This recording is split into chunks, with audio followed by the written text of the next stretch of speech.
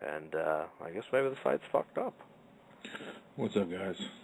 Most of you know me as Tim Zoe the Maniac. Kind of coming at you right now, just trying to figure out what's going on in the world and trying to figure out why everybody on the ground, loves or hates me. For the most part, I have a lot of haters out there, and I just don't understand why. Woo! Everybody, it's Cauliflower for the years. Of course, celebrating the return of Tupac. He's alive and well, and I know I'm fucking excited. If you want to call and chat with us, 347-326-9741, 347-326-9741. And if you don't believe me, he showed up last night at Coachella, and he's sitting there doing what he do, rapping with Snoop, Dre, the whole shebang. So I can't wait till they go out on tour together.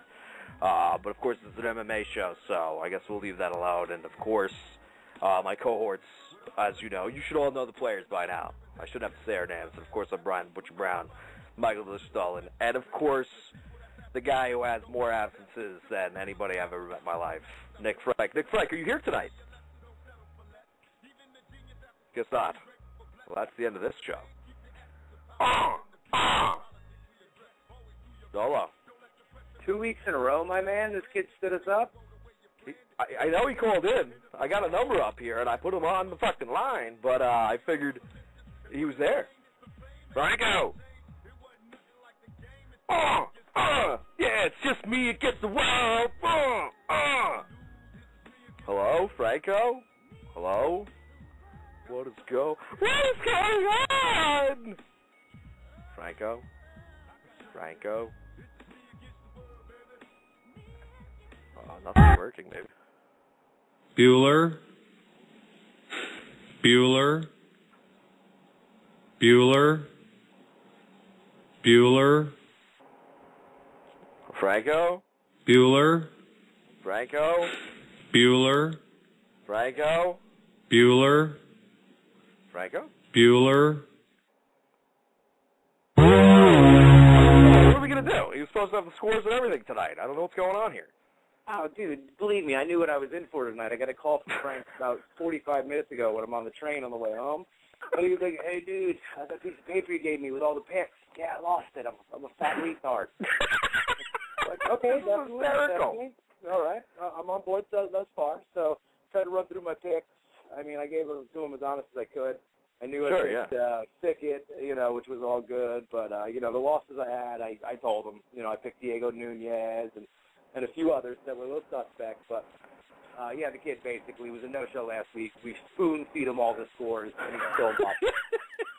Well, all that I know is I only had the one wrong, the Diego Nunes, who apparently is not what everybody thought he was supposed to be. He's supposed to be a title contender, I don't know. But we'll just... I don't know if that's the case, man. I mean, he looked good. I'd say fight of the night, hands down.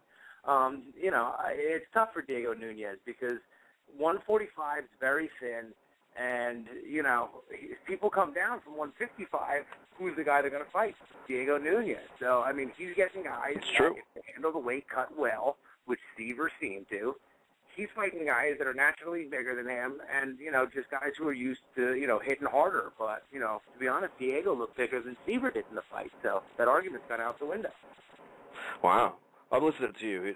Franco just texted me. He claims he's on hold, but I certainly, I took him off hold. So I'm telling him to call back in now because is wrong. I certainly have you not on hold. Don't mind me. I'm just talking my texts out. Certain, because if I don't, I won't be able to spell it all out. Do you read the same way, Dub? When you're reading, do you have to move your lips? Absolutely, I do. If I don't, I lose my spot constantly. If I have to go back, this is why I hate reading. This is why I can't do it. Because listen up, kids. What's that? Listen up, kids. This is why reading sucks. Go. I turn around, I put my finger on the page, and I'm fucking following those words. And yes, I'm at the whole time my mouth is moving as I read each word. Sometimes I got to do it out loud so it sort of sinks in, or else I won't know what's going on. And the information. Yeah, exactly. And even with that, sometimes I can't retain the information. So this is why reading stinks. And you know, I recommend either reading Cliff Notes or just watching movies or what was that? Books on tape. Books on tape, definitely, dude. Books on tape definitely work really well. I won't listen to those either. But I don't know what's going on. We might be without Franks because I tried to hang up on him too. And you know, like the fucking loading circle that goes around when you're trying to load up porn. Well, in the old days when you used to try to load porn, now it's fucking crystal clear. You used to have to dial up to get the porn. Hold on, I'm looking. I'm on hold again.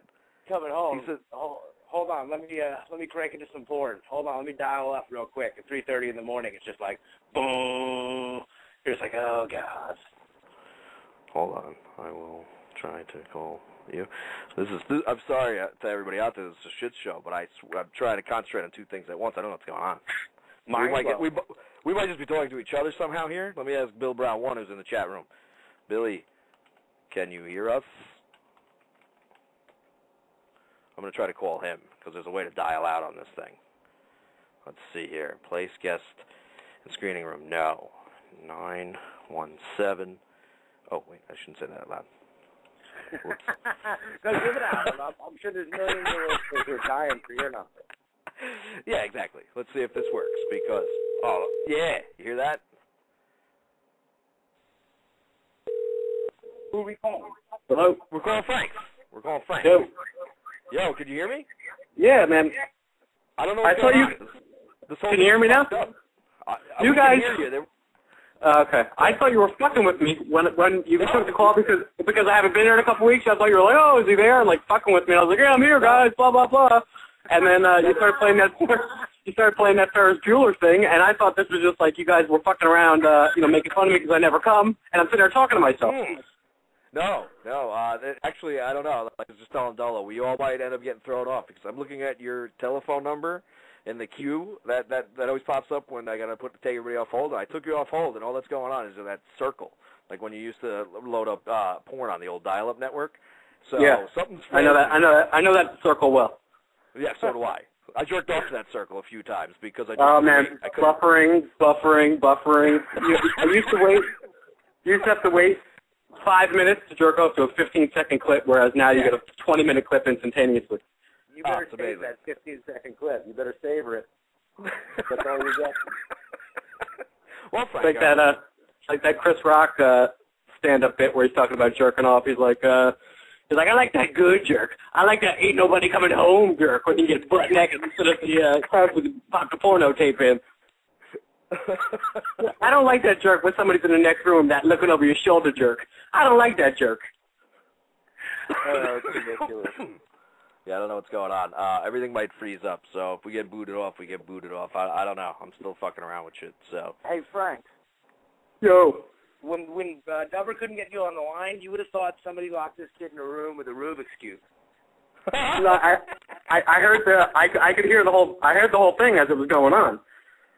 Oh, no. At one point, I could hear the show because I was on hold, and at one point I had both phones. I had a phone in each ear on hold listening to the show, being told that I wasn't on hold. So I was getting frustrated. Oh, that's awesome. Well, see, this is just it. This fucking shitty blog talk radio site just keeps fucking up. Well, there it is. Keeps fucking up. You know, I'm fucking. Dolan will tell you about our softball debut this weekend for the Rockford Peaches. You guys get into that yet? I didn't get to drop it on him yet, man. Oh. Yeah. So we started a little softball league, a little recreational league with a couple derelicts that we know, and we got mercy ruled 10-0 in 5 innings first game. against the team that was 3-13 last year.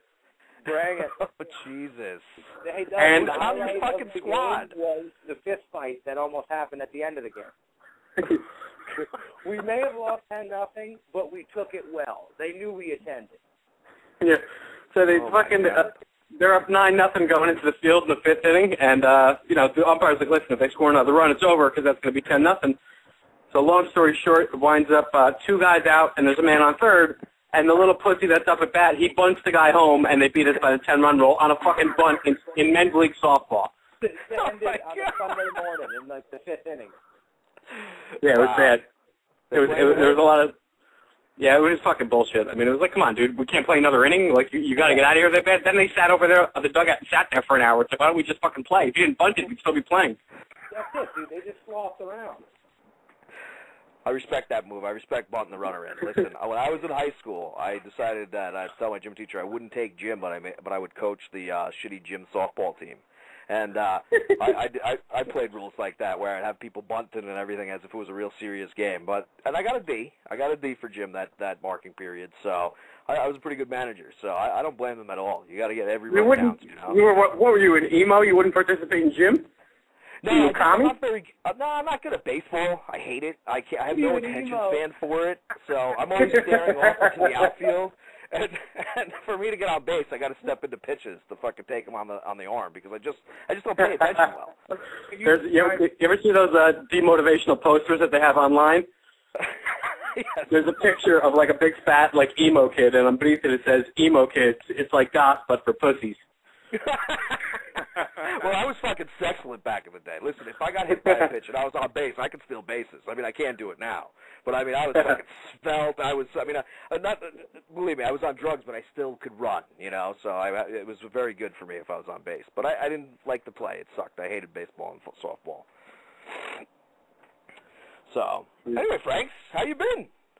Good. Week off for the big fantasy draft a few weeks ago. Last week I was fucking planning wedding things. I'd rather be gagging on a barrel of a 9mm, but it's got to be done. Yeah. Let's get into this fantasy talk, boys. As far Dubs has been feeling pretty good about himself. A little bit of a comeback. I mean, you did come back a little bit, but you were so far behind that you didn't make up a whole lot of ground. So, can you refresh my memory what the scores were going into last weekend? Because since you weren't here, me and Dolan were fucking scratching our balls trying to figure it out. Okay. So before last week, we were 3 events down. It was, I forget what events there were, but the last time that there were fights, there was the UFC on FX fight card, and then there was also the Strike Force card. Nice. So I had, thank you. I had 65. Dolan was in second with 39. Dubs was in third with 34. And I actually listened back. I listened back to that show from March 5th just because I had like numbers jotted down, but I wasn't sure exactly if that was it. So I listened to the show, and those were the totals. 65 for me. Dolan had 39, and Dubs had 34. So it was still early though. There was only after 3 events. The event over this past weekend was event number 4, and third place in that event was Mr. Dolan. He got 3 out of 6 correct. We got him marked down for 20 points, but I'll listen back to the last week's show because I lost a piece of paper that he gave me with the picks on them. So he might have a couple more picks. He might have either 2 to 5 more points than that, but I'll figure it out throughout the week. I got a 6 here if you want them, Franco. I actually wrote them down for once. What did he have in the Pickett and Page fight? Oh, geez, I didn't write that one down. I have all the other ones, though. That's the one. We know he got the right guy, but we're not sure how he had him winning. Okay, I didn't write that one down, but I got all the other ones. So if you got those, then apparently I got him. You, and I'm useless. So he's got right now 59. He could have up to 64, but he's probably right in that range.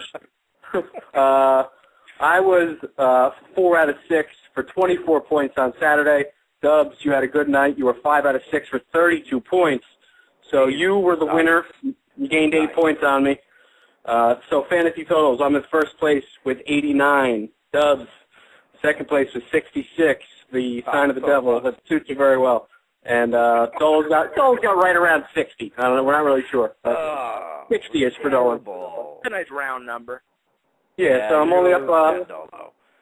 Butcher, you're only down by 23. Don't worry about it. That's not bad. I can make that comeback. Remember, I made the comeback last time with 3 events left. Oh, how many we got left now? 6? Wait, you made the comeback. You made the comeback to still be a loser, though, right? Oh, I didn't mean that. I mean, you made a comeback, but you fell a little bit short. So. Yeah, but going into that last week, I took the lead. Remember, I took the lead. I was all the way in third for a while, and I took the lead. So this time, I'm finally going to complete that run. I'm finally going to do it. I'm finally going to take your title away, dude. And like my father always used to say, if my aunt had a dick, she'd be my uncle. Another Why do you have pearl, no faith in Sonny. me? Why do you have no faith in me? That's ridiculous. Hurts my feelings. That hurts my feelings. I guess we'll jump into this card. I actually didn't get to watch it live because my cable company does not carry Fuel TV for some reason. You know, I've read that Comcast in some areas carries it. In my area, it doesn't. So I'm going to have to rely on you guys actually watching it because I didn't go back and watch. But I know pretty much it worked out the way I seen. So, of course, UFC on Fuel TV, the main event was the white chocolate John Jones, Alexander Gustafsson, versus Thiago Silva. And, you know, I was a little disappointed because I had him in first-round knockout, but apparently I went to the cards. So, Franco, why don't you break it down and tell us what happened in this fight? Yes, definitely. What cable provider are you working with? VHF? You still got the VHF, the team dial? Yes, VHS. Okay. It's fucking great. Right. Tell Weird Al I said hello. To the Time to drink from the fire hose. The main event was a pretty decent fight. Silva pretty much was coming forward the whole time. He was never really able to get the timing down for Gustafsson. Gustafsson planted him, you know, with an uppercut in the first round. He almost finished him, and you know, sort of played it safe as the fight went on because at one point Thiago Silva did him with a big right hand, and you know, Thiago Silva doesn't have the footwork like Gustafsson. He doesn't have the speed or the length, but he is a brawler and he was dangerous. So Gustafsson fought smart, and he looked good against a really tough guy. A lot of John Jones comparisons sort of being made with Gustafsson because he's younger, because he's tall, but I don't know. I don't see that. I don't see him finishing the guys that John Jones has finished as easily as he's done it because Thiago Silva is not quite on those on the level of a Machida or of a Rampage, and Gustafsson let him hang around to the point where he actually, one of the judges actually gave the third round to Silva. He was sort of coming on, and you know, Gustafsson was setting it up decently, and then his best punch was the uppercut. When Silva, you know, he was throwing the overhand right, and Silva was ducking it. So then once Silva started ducking it, he started landing the uppercut, which was effective. But at the same point, I think he let him hang around too long. And, you know, if he was at the level, at that championship level, I think he would have finished him. But all in all, you know, pretty impressive performance by Gustafsson. Yeah, now, from what I heard, he was basically dominated that whole fight. I just, I have to agree with some of your points, even though I didn't see it. I mean, for him to, and I actually, you know, I didn't go as crazy as you with your Rumble Johnson prediction earlier in the year, but I did say that this guy, he's the real deal. He's a very dynamic striker. He's a very tall, long guy, very similar in build to John Jones. I honestly think he definitely is going to be a contender in that division, but like you just said, Franco, finishing Thiago Silva after dominating the fight like that, it's a great win for him. It definitely puts him in the spotlight, but at the same time, it sort of, you know, takes a little bit of luster away from him because he should have been able to finish the guy if he was dominating the fight like that. But, of course, I'm only going off what you're saying. What do you think of it, Dolan? I mean, I thought, you know, K-Flow was pretty right out the gate. You know, Gustafsson really used his length and found his range early. He seemed extremely loose considering, like you said, he's 25 years old. He's fighting in front of his home country the first time the UFC's been there. You know, he really found early and often Silva and caught him and got him hurt. But again, I thought he went for the kill, but, you know, obviously he wasn't going to put himself in a spot to blow his load.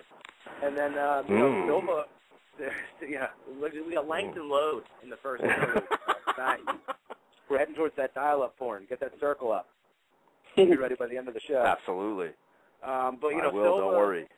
Silva landed a good left and then, you know, a big overhand right, which he throws like a beast and a taller fighter is susceptible to. So, all in all, I thought it was a good fight. I thought, you know, I'm not ready to crown, you know, Gustafsson yet, but I do think he poses an interesting fight if Rashad Evans or John Jones wins. You know, he really is the closest thing to John Jones as far as matching length and kicks and versatility. So it could be interesting. Not saying that, you know, he's going to walk in and beat John Jones, but, you know, John Jones has a big fight coming up this weekend.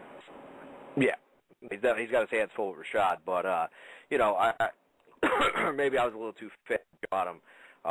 Putting that kind of, you know, hype behind him. But, you know, I definitely think he's going to be a contender. You know, we'll have to see how it pans out as the year goes on. But I guess we'll move on to the contender, dude. I think right now he's like probably, you know, maybe second or third man out from a title shot. I figure Henderson has won, but after that, who are you going to give it? I think I honor him.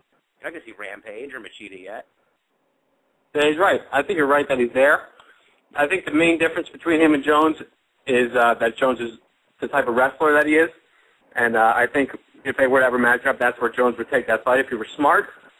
I think Jones' wrestling is really underrated, but I think Gustafsson's still, maybe 2 years away from being at that elite level, but it's sort of, there's a bit of like lack of depth in the light heavyweight division. A lot of these guys that have been around for a while, light heavyweight used to be the most stacked division.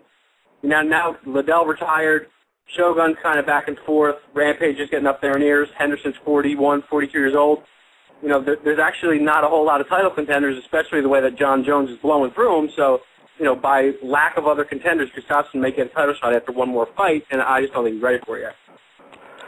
No, not from what you guys are saying and what I read about the fight, but it's going to be interesting. Hopefully he puts it together. And, I mean, obviously I think Rashad has a shot this weekend, but, if he doesn't get it done, they definitely need somebody who's going to be able to match up well with Johnny Jones. And I'm really hoping this is the kid because he's the great white hype, Yeah, the fact that he's white makes me root for him, too. That's what I was waiting for, Franco. That's what I was trying to get you into. Yeah, Frank's worked up. Frank isn't on hold anymore. That's what I wanted to hear. True. Co-main event on the card was Brian Stan versus Alessio Sakara. Me and Dolan both agreed last week that it looked like, Sakara was definitely handpicked to help Brian Stan get back on a winning streak. They definitely want Stan to succeed in that division, possibly eventually hold that title or at least challenge for the title because they know there's money to be made there. He definitely made short work of him. Dolo, how'd this fight look to you? I mean, Brian Stan came out and impressed again, and that's his third impressive fight out of the last four, if you take away the jail fight. Really watching Stan, he really is just a beast, and he kind of made a feeling out process. And Sakara's a legit fighter. Don't get it wrong. It's just that he's had some injuries and some issues over the last 3-4 years that have kind of removed him from being a staple or a constant in the division. So Stan, like always, respected him. Came out and actually, threw him in a tie clinch and landed two knees, one better than the next. Sakara fell, and he just went down into Sakara's guard and was sitting there in closed guard. One winds up landing one left that puts Sakara unconscious. His eyes rolled flat in the back of his head, and then another left that woke him up. And then he just completely stopped, and he looked at the ref. He was done. But, I mean, Brian Stan walked through Alessio Sakara and took 0 damage. Yeah, I heard he was a gentleman and stopped on his own because he knew Sakara was definitely hurt. He was out and pulled off. But I guess that's a big win for Stan. And Sakara is definitely a game fighter, but it definitely looked on paper like they were setting Stan up with a win there. Franks, what did you think of the fight? Yeah, Sakara, I was actually just watching Inside MMA before our show. Bob Rutan said, he's actually boxed with him, and, Sakara has underrated boxing, so he thought it was going to be an interesting matchup, and like Dolan said, he caught him in the clinch. But it was a sort of a handmade fight for Stan, and Stan, he hurt him and dropped him and wasn't able to finish him right away, and you kind of thought that Sakara was going to make it through that first round, and then you wondered about Stan's conditioning and that the fight might have taken a bit of a different feel if they got into that second round. But, I mean, he was in full guard, with a short punch, and he just knocked him out cold. But there's no doubt that he's got crazy power in his hands. What I was reading online today is that we keep hearing more and more about Hector Lombard possibly coming over to the UFC. I think he was actually at that UFC Sweden card in the backstage, and somebody said, when are you coming to the UFC? And he said, soon. So I think they're actually in the works of getting him signed. If they get him signed, I'd love to see Hector Lombard and Brian Stan, because they're both just going to go out there and swing for the fences and sort of make it. The winner of that fight is going to be in title contention. So I think it's a good barometer for both guys. If they do sign him, I think that should be his first fight.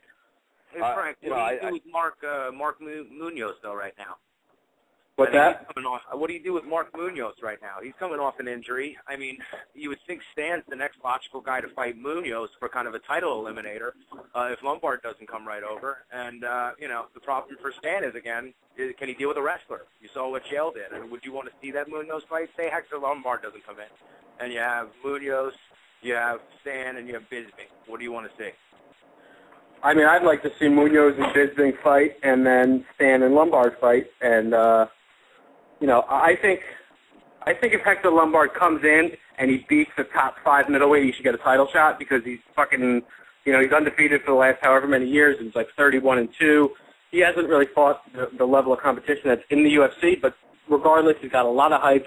He's like the Mike Tyson MMA, the way he fights. So I'm not saying necessarily that he needs to come in and get a title shot immediately, but if they bring him in and they spend the money and he beats a Brian Stan or he beats any of those guys, I think you got to give him a title, especially while Anderson Silva is still sort of he's still in his prime, but seems like maybe at the twilight of his prime. So I think if you can get those two hooked up while they're both, you know, before either of them really is too old, I think you got to do it. But, you know, like you said, Munoz is in the mix, but the Munoz and Silva's not going to sell as many pay-per-views, so I think if they had their druthers, they'd probably rather see Lombard fight him. Plus, Lombard is a new guy, man. We've seen Anderson Silva fight the same guys over the last 6 years. So all of a sudden, a new name who's legit and a beast in one of those super fights once you get the UFC, you know, becoming a conglomerate with all these, you know, guys coming over. So. You know, I just want to, this is sort of off topic. I'm not sure if you guys read this or not, but Dana White was talking about actually regionalizing titles. Did you guys hear this? I saw the headline. I didn't read it. I read that. Yeah, about like some people that are listening or going to be listening throughout the week. They're just trying to make this thing, international, and they're doing a bunch of different The Ultimate Fighters. They're doing one in Brazil. They're going to do one in India. So the thought process being they're going to sort of try to regionalize it and maybe have like an English champion, have an Australian champion, have an American champion. I don't think that's going to be anything that's going to happen anytime soon, but I almost get the feeling, just like the undertone of everything that I see the UFC doing and I hear Dana White saying, it seems like the UFC may be losing a little bit of steam in the United States, and it seems like they're starting to fucking focus on these other countries as far as like their business model goes, more so than the United States. I'm not sure if that's true or not, but the ratings are down on the television shows, pay-per-view buys are down, but I'm sure there's still money in all these other countries, so I feel like he's starting to take it elsewhere. I'm not sure if that's just because it's not taken off in the U.S. like he had hoped, or just because there's money there. But I don't know. I've been thinking about that lately. I think it's, of course, obviously, because there's money there. They all want to make money and as much as possible. But, you know, I think the ratings being down is just because there's so many shows. You know, obviously the Ultimate Fighter is not doing that great, but I think it's a shitty night for it. You know, I mean, obviously it's pretty much the same formula with the exception of the live fights every Friday. But it's the same thing. I mean, they could have done it on a Wednesday. It's easier for people. Most people are home. And then you have all these different fight cards, and some people can't, you know, like me, can't get Fuel TV till I think Comcast has to wait for another 6 months before they can possibly get it in this region. So, you know, I'm fucked. I can't add to those numbers. Some people obviously aren't buying some of the less attractive pay-per-views out there, you know, just even like UFC 146, if Overeem can't fight Dos Santos and they don't come up with a really, really great solution. I mean, an all-heavyweight main event card, you could see a lot of sloppy fighting. I mean, an educated MMA fan, they might sit there and say, fuck it, I don't want to watch that because I've seen a bunch of heavyweights fight on one card and it's a bunch of fucking dudes, you know, getting gassed after the first round. So, you know, that might be what the dwindling numbers are for. I still think overall they're doing pretty good, but, you know, I think it's a way for them just to find talent in these other regions by letting them fight in, you know, like this offshoot UFC promotion. Hello? Hello? Hello there. Are we all fucked again? Hello, Governor. I think we were all stunned by the beauty of that speech. Oh, thank you. Yeah. Thank I think you. I could have kept blacked going, out. but I felt like I was like really going a little too long there, and I was No, really it's sick of hearing my own voice. So I you was did like, a good fuck job. it, I'm just gonna. Thank you. Thank you. No, it's good. How the fuck did you pick Badahorzada against Paulo Thiaga? That's what once you sent me that text, I was like, lying to me. No, I wasn't. You listened to the show last week. He's very highly touted, and from everything I read about the guy, because I haven't seen him fight still, but you know, they've had high hopes for him coming in. He's had injury problems. That's why he only made his debut Saturday night. But you know, they've been wanting this guy to fight, and you know, they signed him while he was still a Golden Glory. He left Golden Glory like Overeem because same shit with all the Golden Glory bullshit with them taking the fighters' pay, but. They're really banking on him being a pretty big name in that welterweight division, and I know the guy's a pretty good striker. I just thought he was going to have a tough time with a guy like Paulo Tiago for his first fight out, especially after the long layoff. I wanted to pick a finish in that fight, but I just thought it wasn't going to happen because of all the... Dude, it wasn't even... You didn't see the... Tiago was coming forward. Did you see a clip online or anything, Dubs? No, I've been pretty lazy. I meant to check out a couple of the fights, like the Stan and the Baha Dazarada fight, because I knew they were short, and I would definitely to watch them. It was literally, Tiago was coming forward, and whatever his name was going backwards. It was like the Seth Petrozelli Kimbo punch, but as it was happening, and you see Tiago like going face down, knocked out cold, you didn't even see the punch land, and then as they showed the replay, he just landed it basically right on the perfect spot as Tiago's head was coming forward. So it was a really slick punch that you really never even saw, and Tiago literally was fucking face down, ass up on the canvas, had no idea where he was. I saw the picture of him knocked out, just laying there like he was just a fucking welcoming mat to be walked on. I mean, it was, I wanted to pick something like that, but like I said, I just, without seeing the guy fight and the long layoff, I just didn't think it was a safe pick. We barely saw the guy fight. That's true. Good point. It was Tiago came forward, like Nick said, through kind of a lunging right hand and stumbled forward a little, and you literally didn't know what happened. He was coming forward, and then it looked like he got hit by a sniper up in the catwalk, and you saw the replay, and like Nick said, it was just a short, tight right hand, just right on the right on the chin, and Tiago went limp and fell in as if he was falling into a swimming pool. And then he was out, man. They had him standing up when the commercial break was over, and he was woozy. He was getting held up by two guys. No shit, even after the commercial break, he was still fucked up. Yeah, man, they were doing the interview. He was banged up. He's supposed to be a legit dude. I mean, like I said, I'll have to see him fight next time he's out there and see if but is if he's going to keep. You seem to know a lot about this guy. Is he too legit to quit? I think he is too legit to quit. That's the question. Song, I would have fucking hit the button, but unfortunately, I can't load everything to be prepared. I wore that tape out. I used to listen to it so much. My little fat, chubby, blonde-haired ass. Do not get to quit.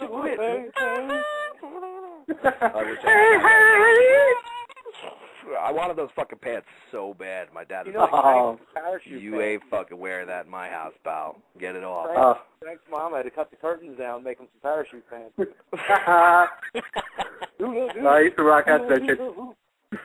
I used to know the whole song. CD. I still throw that in every once in a while. The first Vanilla Ice. CDs. I'm talking about cassette tapes, CNC Music Factory, TLC. Don't go chasing all that, that. My friend.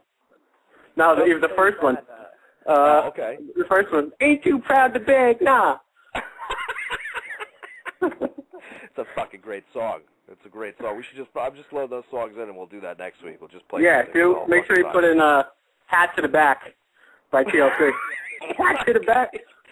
Get your friends down, really. Consider it done. I got it. It'd be all old school rap. Oh, those are some of my earliest memories, beating off to Chili in those videos. Oh, God. Chili was great. She was the best one. Yeah, she was, especially right when they first came out before she got muscular and manly. She was definitely the hottest. That's what I liked her. I thought she had a penis. Hey, Doug, can everyone take appreciation for what Franco just said? Franco just broke down that one of his earliest memories in life was cranking it to Chili, to the video. So that means one of two things. Either Frank's was straight scrubbing it, or Franco doesn't remember anything up until the age of about 12. I realized that after I said it, I just misspoke. One of my earliest beating off memories, I should say, was of Chili. There it is. What a sick bastard. Wow. Well. Can't knock the hustle. What's that? I said can't knock the hustle. No. Again, the next fight, I guess we'll go to that, because I'm not a huge Dennis Seaver fan. But apparently he took out Diego the Gun Nunes, who, of course, was supposed to be a guy contending for that 145-pound title. So now I'm very curious if this guy was very overrated, or, if this is a perfect weight class for Seaver. Franco, you're a Seaver fan, right? How'd you feel about this fight? Yeah, I like Dennis Seaver. I think he is an exciting fighter, and I watched it on Saturday night, and me and Dolan were texting Sunday. I thought this was definitely the best fight of the night. It was back and forth. Both guys were active. Both guys, they were aggressive. It was a technical boxing match, but neither guy was trying to really outpoint the other one. They were both throwing, with conviction, trying to hurt the other guy. It wasn't, even though there wasn't a finish, I still feel like both guys were going to have to finish each other.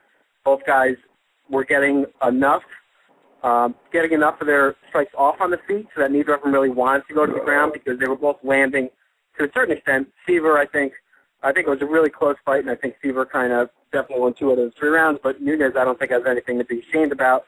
And, Seaver looked good at that weight, and, I thought it was a good fight.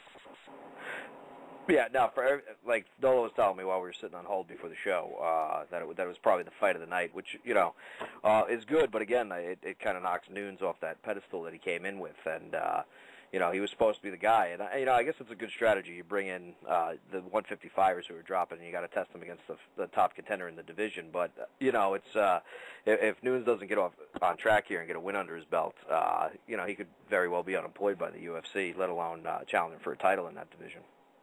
Well, I mean, it's a fair point, Dubs, because we've seen it before, but I don't think Diego Nunes is in that category at this point. So, as I intimated earlier that I felt like it's tough for Diego because guys that cut from 155 because, 145 is a little lean.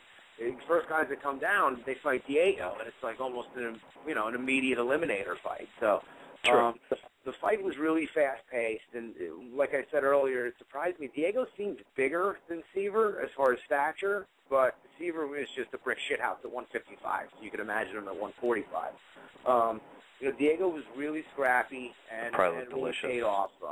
A lot of wheel kicks, a lot of spinning kicks, and it was really just a great fight. I mean, Diego even wound up cutting Seaver later on in the fight with just a sick knee, but Seaver just really poured it on at different times. And Diego kind of seemed to fall back. So I had a 1-1 after 2, and I just thought Seaver did enough, even though he got cut in the 3rd, to really just lock down the fight. I mean, it could be interesting him fighting Jose.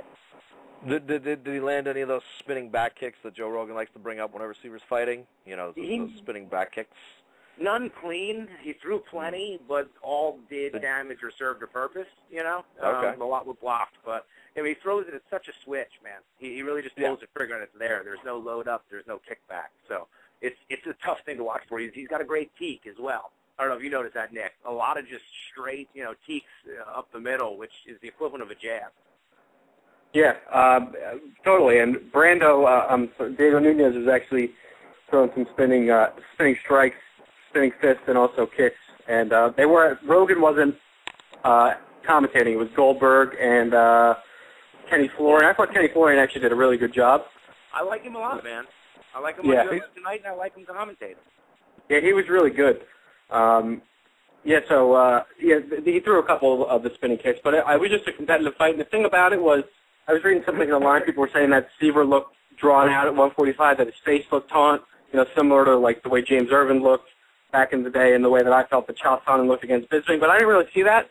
I saw the weighing pictures, and he got to 145, but he was still big. He was still muscular. Like, he didn't lose a lot of that muscle mass.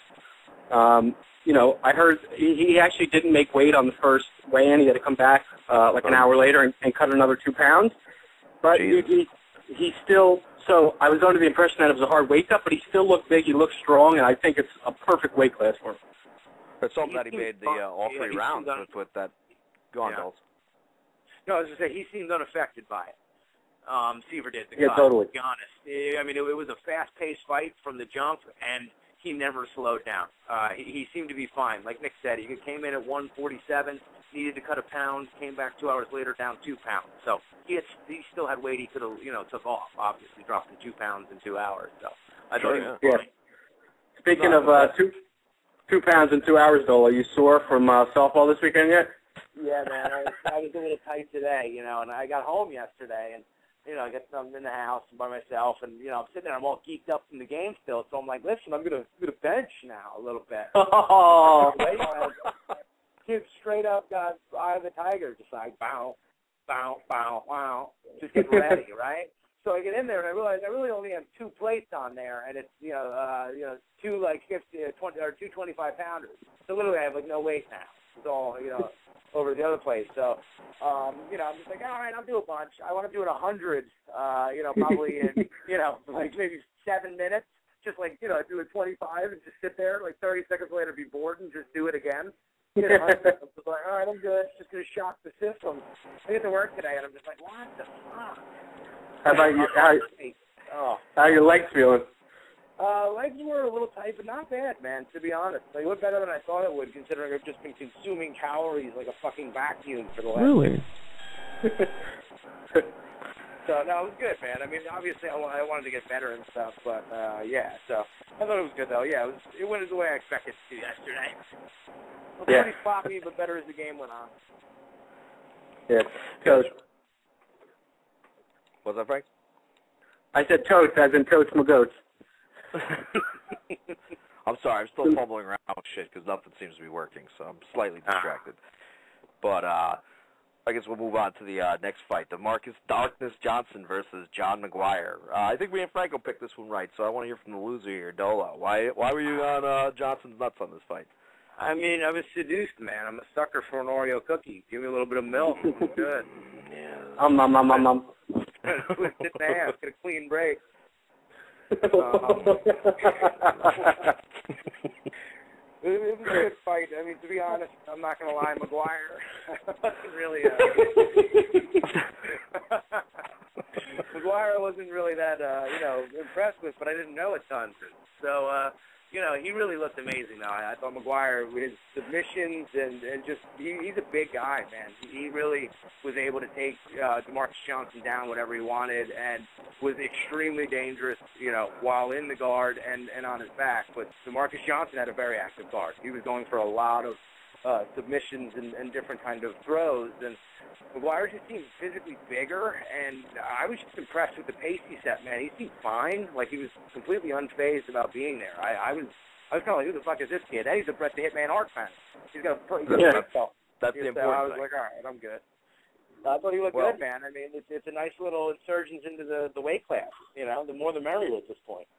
Absolutely. See, I didn't want to tell you my trump card. Obviously, you didn't go to McGuire's Wikipedia page when you were doing research on him as a fighter, because the picture on there was all I needed to see to choose him to win this fight, because I believe he's holding, 6 belts on that page, if you look that up. So the guy has won a few titles, obviously in these other, smaller promotions, but, I think that translated into him not being rattled to go into the UFC cage. So, I thought it was not an easy pick because, like you said last Monday, Dolan, you don't know which Johnson's going to show up every time he fights. So that's why I picked him by UD. But he of course, ended up winning by submission. But, Franco, what do you think? I actually felt bad for DeMarcus Johnson because I thought he was winning the round. I think I didn't realize that he apparently trains with, Jeremy Horn, so he's got a good submission game. And McGuire was on top, but Johnson was working for submissions really hard off his back. He was making McGuire work. He was really tricky. From there, a couple of times I thought he was going to cinch something in, and he seemed very controlled. And even though he was on the bottom, I thought he was winning, and he just made an error. And I guess it just goes to show how good and how well-versed McGuire is on the ground, because he made one little error, and McGuire just switched into a submission and wound up tapping him out. So I thought I almost felt bad for Johnson. He looked really dejected after the fight because I felt like he knew he was doing pretty well in there, and he just made he made a mistake and he got caught. So, I mean, it still remains to be seen about this kid McGuire, how good he's really going to be. But, like I said, he did capitalize on the mistake, so I was sort of happy that he won because it happened. Look at his Wikipedia page. That's all you need to look at. He's got shades on. He's got 3 belts on each arm. That's all I need to see. So he has the Bret Hart shades on? I believe he did, yes. I would pull it up, but with all the problems I'm having with the room here, I don't want to fucking pull anything else up on the computer. So if you guys look him up, he's looking pretty slick. So I wouldn't I'm having at all. I'm having problems with my computer too, so I don't want to fuck with it either. Yeah, I just need to look at this page because I got the fucking buttons to work again and stuff. So, and Franco, when we go to break, you might want to call back in, because if I get disconnected like I do every week, I think you might get disconnected too, because technically I called you in. And then everybody finally gets what they want, my own show. Yeah. I'll be just sitting there by himself going, hello? What's up? That's what the fuck I was doing before. It's hysterical that you can hear us just now. looking at you, Nick, just shaking our head. Yeah, I thought then you were like, hello, Mr. Frank, hello, and then you started playing that Ferris Bueller shit, and then I was convinced that you guys were just fucking with me. No, I wish we were. We're not that clever. We were really wondering where you were because I saw you that you were here. So we just. I thought I actually thought that we actually, for the first time in a year, actually had a bit going. No, well, it would be nice. I would like to do that one time, and maybe next time when we know it's working properly. And this is a big reveal to the people at home. No, people, we're not actually in a room together. This chemistry is just, it reaches everywhere between the three of us, so it just works out. Just imagine if we were actually together. It would be that much better. Yeah. No? No, I guess not. Cricket. All right, last fight of the card is pitted Brad One Punch Pickett versus Demasio, the Angel of Death, Page. And Franks, you picked Page. I got this one simply perfect. Pickett won, second round submission. Why'd you go with Page? This looked like kind of like the Brian Stan fight. I felt it was a tailor-made fight to try to get Pickett back on track. What was your thinking going into it? Yeah, I knew Page is normally a fast starter, and he was tagging him early on in that first round. Doesn't seem to know how to hold back and pace himself ever even. I've seen both of these guys fight, but they're not guys that are normally on the main card every event. So I knew I had seen Page before, and he was a finisher, and I just thought he was kind of strong. I figured that you guys were going to pick Pickett, so I might be able to get a leg up on you. And nice. First probably 3-4 minutes of the fight, I was feeling good about it, but then it looked like he gassed, and Pickett was just more controlled. And, Pickett looked very impressive, actually. I'd like to see him fight more on some of the bigger cards. A fight like this, I'd love to get on pay-per-view where we're actually paying for it rather than sometimes they throw on, fights that I'm not too interested in. But this was an exciting fight, and, I was dead wrong. Yeah, obviously. But, Pickett seems to struggle against the higher-level competition. And actually, I'm sort of having a flashback memory. I think Dolo told you the truth. I think he had Pickett second-round sub here because I kind of remember him being disappointed when I called my pick out. So, Dolo, congrats. I do believe you got a 10-point here as well. Frank. That's 60. All right. No, that's 5 more, so that's 60 points. 64. 64. So it's 89, 66, 64. Nice, dude. I'm fucking kicking your balls in, Dolo. Bring it. What'd you think of the fight, Dulce? It was a good fight. Like you guys had said, Page just doesn't have a second gear. He's just an absolute beast, and he comes forward, and he's heavy-handed, and he really just pushes a crazy pace, and you could just sit there and kind of trying to cover up and play angles and whatnot, and just let him blow himself out. Just really, took him down, and I think he was 3 for 3 in the first round with takedowns. So he was really able to kind of do what he needed to do, and you could just see later on he kind of just started to get the better of Page, with his hands, and he wound up getting, a great uppercut, and then followed with a nice left hook, and from that point, Page goes down, he sinks the hooks in, and just dropped the arm under the chin, wound up choking Page out.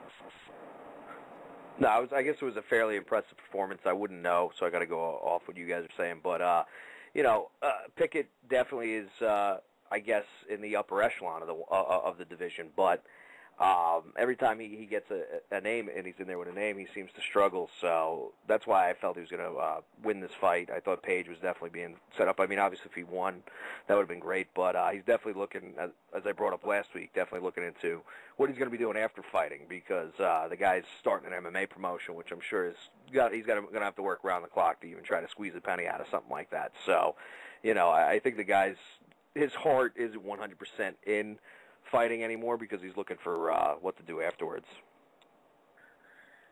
Yeah. On another, maybe Mr. Topical, is Steve in the room? Is he listening or no? Because I can't see the screen. Here's the thing. I had to reload a bunch of stuff, so I think I ended up booting everybody out of the chat room. It still shows me that Billy's there, but Billy hasn't wrote anything since the beginning of the show, so I'm thinking everybody just got thrown out. And he was at work anyway, so I don't know if he'd be in the chat room. Why? What's up? What do you got to say? No, it's He's not here if you want to say something bad. All right, good. So anyway, about Black Steve. No, I'm just kidding. Last night there was I couldn't fall asleep.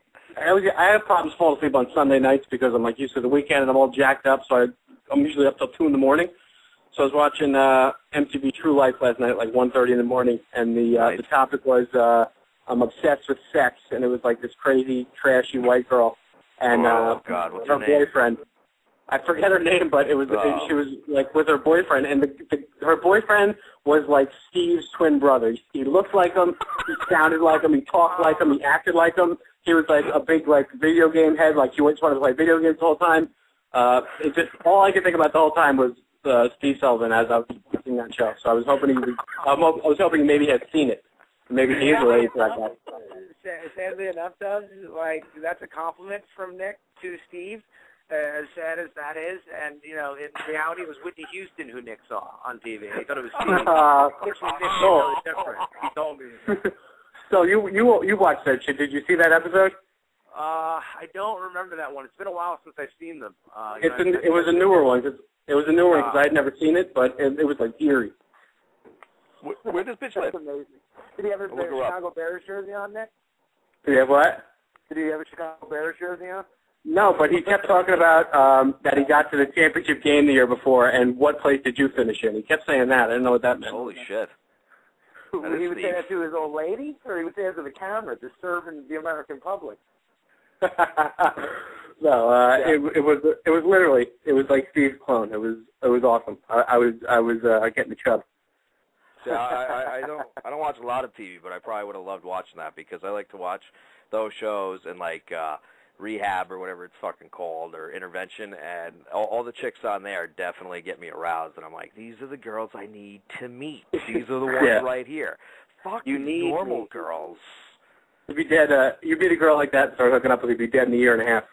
Absolutely, because I just fall back into my old tendencies. But you know what? It would probably be the worst, best year of my life.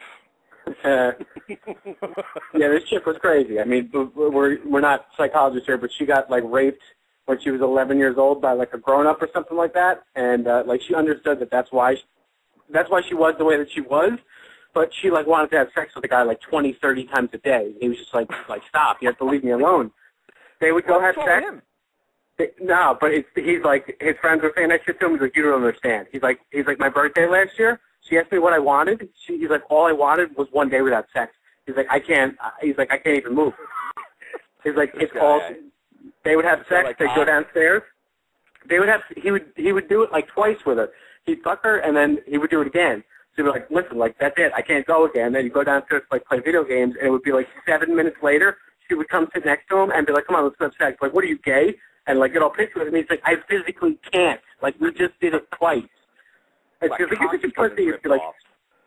She, like, stormed upstairs, and they went to, like, a psychiatrist and shit. And the whole thing was like, yeah, I'm going to go to a psychiatrist, and that was why they were going to stay together, because she was going to figure it out. And they give you, like, that little writing at the end. It's like, 3 months later, it's like, Cindy never went to therapy. They're planning on getting married, and she got a job as a stripper to help pay for the wedding. Yeah, that's the dream. Sure that'll end well. Yeah, I'm sure she's not fucking hobnobbing all night long at the strip club. That sounds like Steve to a D. I bet the guy got her the job there. I gotta unload this thing. Somebody's gonna help me. I'm jealous of this Steve clone. I think he's got a perfect woman there. She sounds like a goer. She's certainly a hard worker. I'm sure she's going to be bringing in the tips after she does all those lap dances. She sounds like a saint, really. Yeah, no, it wasn't. I like, at first it was like kind of funny. Towards the end of it, I like felt bad for him. I was like, just like get out of there, dude. What are you doing with yourself? Run. I wouldn't have felt bad. I would have been like, this guy, I'll take his place in an instant. This is awesome. Yeah. Yeah. Not me. I'm getting older. I'm getting older. Well, I'm fucking old. And it I'm on a schedule. Like a good time. I mean, what happens if I walk out of the shower and I'm looking good, sweating from my chest hair to my ball throw? And she walks out, and it's like, oh snap. Okay, now I've had the old bull. Now I want the young calf. Oh shit! Hey guys, we go on riverboat gambling trips. We make our own beef jerky. We shoot with the door open. Shoot with the door open. We have literally never done any of those things you just listed, and now we can. Well, boy, I think I'm gonna hit the break. Franco, hang up and call back in just in case, because if I get thrown off, I think you're coming with me, and then Dolan will be sitting there by himself. All right? Well, I'm not going to hang up unless I get thrown off, right? If you want to do it like that, see if it works out, yeah, that's fine. We'll try to make sure, because I'll probably put another, like, 50, if it happens, it'll probably be like another 15, 20 minutes. So, Dolo, 15, 20 minutes, I want you talking. All right? All right, break. Good. Done. All right, if the buttons ain't working again, maybe we're not going to break. We might just have to fucking do this thing. Hello, hello, hello, hello. Man, this. Yeah, fuck it. Don't even go to break then if it's going to fuck with it, because the break's only like 2 minutes anyway. No, it's cool. Don't worry, we're good. We're good. Here we go again. We'll pretend like none of that happened, people. Pretend like none of that just happened, okay? I don't want to be embarrassed. All right. We're going to go to break now. So, everybody, we'll be back after. If it doesn't work here, then we'll just go straight through. Let's see. I'm not hitting the commercial, so we're just back, guys, because nothing wants to cooperate. Let's do it. Wait, boy. All right, let's do it. Cauliflower for the years, people. This really hasn't been going so well, technically. But remember, call numbers 347-326-9741, 347-326-9741. I guess we'll get into our preview for UFC 145. And the big fight, of course, is Rashad Evans versus John Jones. Of course, it's a heated rivalry. These guys used to be teammates. They absolutely fucking hate each other now. And I'm still on the fence with it. I still haven't made a pick. I'm having a tough time with this. I know what my brain tells me, but I don't know if my brain's right here. So I'm going to let you guys take it first. So I'm going to go to Franco. Who do you see winning this fight? Johnny Jones versus Rashad Evans. Well, normally when I make my picks, I write down all the stats and I do like a whole sheet of paper, and then I I compare and contrast the guys. But I mean, this has been talked about for so long, and I've thought about it so many times that I really didn't have to do that. It's sort of, everybody's been ready for this fight for a long time, and I'm really more excited for this fight than I've been for any fight probably since Sonnen and Silva won, and probably more excited for this fight. So quickly, we're obviously going to talk about this one for a while, but Rashad, 17-1, 32 years old. His key wins are over Stephan Bonner, Michael Bisping, Chuck Liddell, Forrest Griffin, Thiago Silva, Rampage Jackson, Tito Ortiz, Phil Davis. So the guy's got a resume, really long resume, a lot of big wins. Been a pro for 8 years, but John Jones has been a pro about half that time for 4 years, and probably has more impressive wins, albeit less of them.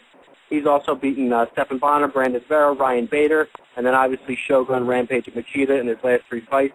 He's finished all 3 guys. So, I mean, I'm not going to get into a big, deep analysis right now. The way I see it going, if I didn't hate John Jones as much as I do, I'd probably pick him because he should win this fight based on talent. But there's so many other intangibles. Rashad, I don't think this is bullshit. I think he's really focused. I think he wants it more than Jones wants it, and I think that he really believes that he can win. I was seeing an interview with Chuck Liddell, and he said, he was saying obviously he thinks Jones is more physically gifted, but he said, listen, when I used to train with Tito Ortiz, and every time we fought, I had that edge over him because I got the better of him in training. So I was always confident. It was like the big brother syndrome. So even if John Jones has improved a lot since they trained, he still got that over him. And Rashad's got that confidence that when they fight, he knows that he can handle him. So he thinks that may be the difference in the fight. I think that Rashad's going to mix it up. He's going to move in and out. He's obviously really fast. He's got fast hands. He's good footwork. And he mixes his striking and his wrestling probably better than anybody else. And I think that's what he needs to do. He needs to get up. He needs to jam him. He needs to not let him get comfortable on the outside, and he needs to take him down when it's there, because then once John Jones is looking for the shot, he's got those quick hands where he can come and hit him with that overhand right. So if he starts to get John Jones guessing somewhere late in the first round, early in the second round, then it's Rampage's fight, because he's quick enough to hurt you with a takedown or hurt you with a punch. So if you don't know what's coming, that's where he presents problems for people. So I think he's going to do that for the first couple rounds. Jones is going to have his moments. If Rashad's chin holds up and he doesn't get stopped, which is really what I'm afraid of, with a big elbow or one of those spinning elbows from John Jones or something crazy like that, I think that Rashad's going to wear him down, and I think he's going to knock him out in the 4th round. I think it's going to be like a TKO, or maybe he roughs him up on the feet and he gets him on the ground. And, Rashad's a finisher. When he gets a guy hurt, he's pretty good at finishing him. I think, I got Rashad Evans, 4th round TKO. Wow, that's impressive. That's a ballsy pick. I'm going to throw it over to you, Dolo. But did you notice that Franco referred to John Jones as Rampage? I did. He thinks they all look alike. Yeah. Exactly. How weird. How weird. My bad. Something happened. Who was it, Nick? It was the black guy. Unbelievable. I do agree with this biggot's remarks, though, somewhat. That, I feel at this point you just have to go with gut. We have been waiting for this fight for so long, and I've really been pulling for Rashad. I'm a huge fan of his, and I felt like that title shot against Shogun was his, and, things just happened. But it's just such a highly anticipated fight. Like Dubs had said, they genuinely hate each other at this point. And it's going to be really interesting, man. It's just I think that John Jones is a great fighter. I do understand the big brother syndrome that Nick intimated too. I mean, we all have big brothers, the three of us. You would have to hit that dude with a hammer to keep him down, his younger brother. Wailing on him. It's just something mental. It defies, all other, I things. punched Billy in the mouth once, and he just fucking smiled at me. And I just walked away and went into my room because I was like, oh, my God, I'm going to get the biggest ass beating ever. Luckily, it didn't come. Well, that's the best part about it. You could just the fear of it, the threat of it was worse than the beating itself. Yeah. But I still remember that clearly. It was a big mistake. I think Rashad has the best chance of taking down John Jones, but I just think John Jones is too much. I mean, if I were betting on the fight, I'd bet on Rashad for the risk-reward. I haven't checked the line this week, but it's probably pretty high still. I figure Rashad's probably like, what do you think, Nick? Like maybe like +4, +425 if Jones is, -7? No, I think last time I think it was a little smaller than that. I think I think Jones was like -5 or 6, and Rashad was like +350 or +400 or in that range. But that was probably a month ago the last time I saw it.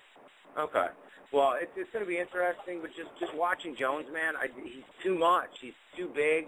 He's too long. I mean, I think this might be the best thing that happened to him because, to be honest, he has walked through 3 legends in a row. So it's hard to say, okay, John Jones is going to struggle with Rashad Evans, but there's those other factors that Nick had alluded to. But I just think that he needed to get motivated, and it's the best way to get him interested in the fight again. As far as, he's fighting Rashad Evans. This is completely different. So I think you're going to see the best of both guys. I got John Jones, 3rd-round knockout. Wow.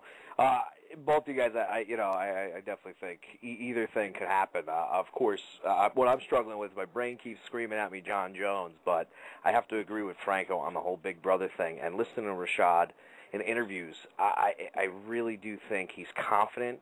He really feels that he knows this guy in and out, that he's definitely got a mental advantage. He knows how to take the guy down. He knows how to hold him down.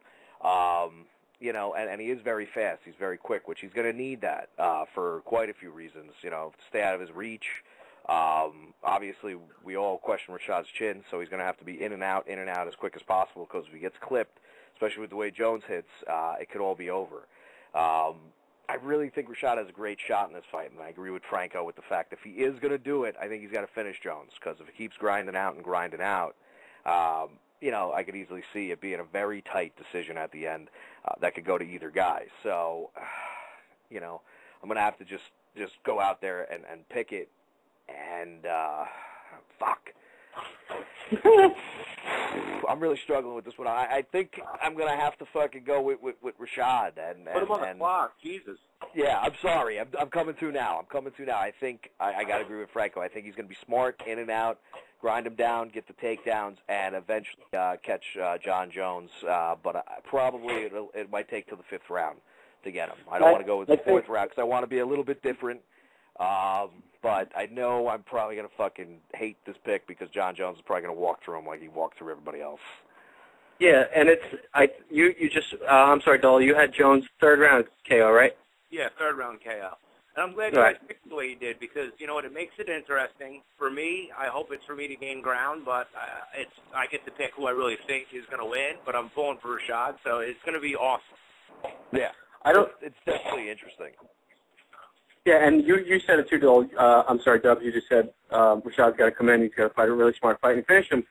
There's no doubt in my mind that Rashad is going to come in with the perfect game plan, and he's going to be able to maybe not execute it perfectly, but he's going to execute it. I've never seen a fight besides that one Machida fight where I think he got a little cocky, and I even heard an interview with him, actually on Opie and Anthony, where he was saying, this morning. Machida, no, this was like back after that Machida fight a couple of years ago, where he said, Machida landed a couple punches on him, and like he said, I wasn't hurt at all. It really didn't hurt me. So I put my hand down and I started showboating, and I was talking to him as he was hitting me right before he knocked him out. So he just got overconfident. He started, he was trying to tell him, you can't hurt me. But besides that one fight, he's always done what he's wanted to do. He's always dictated the pace. I think he'll be able to do that. The only thing that worries me is that Jones is so dynamic that it just takes one strike. You look at that Machida fight. Machida was handling him in that first round. One strike changes the whole complexion of the fight in the John Jones fight because it's so dynamic.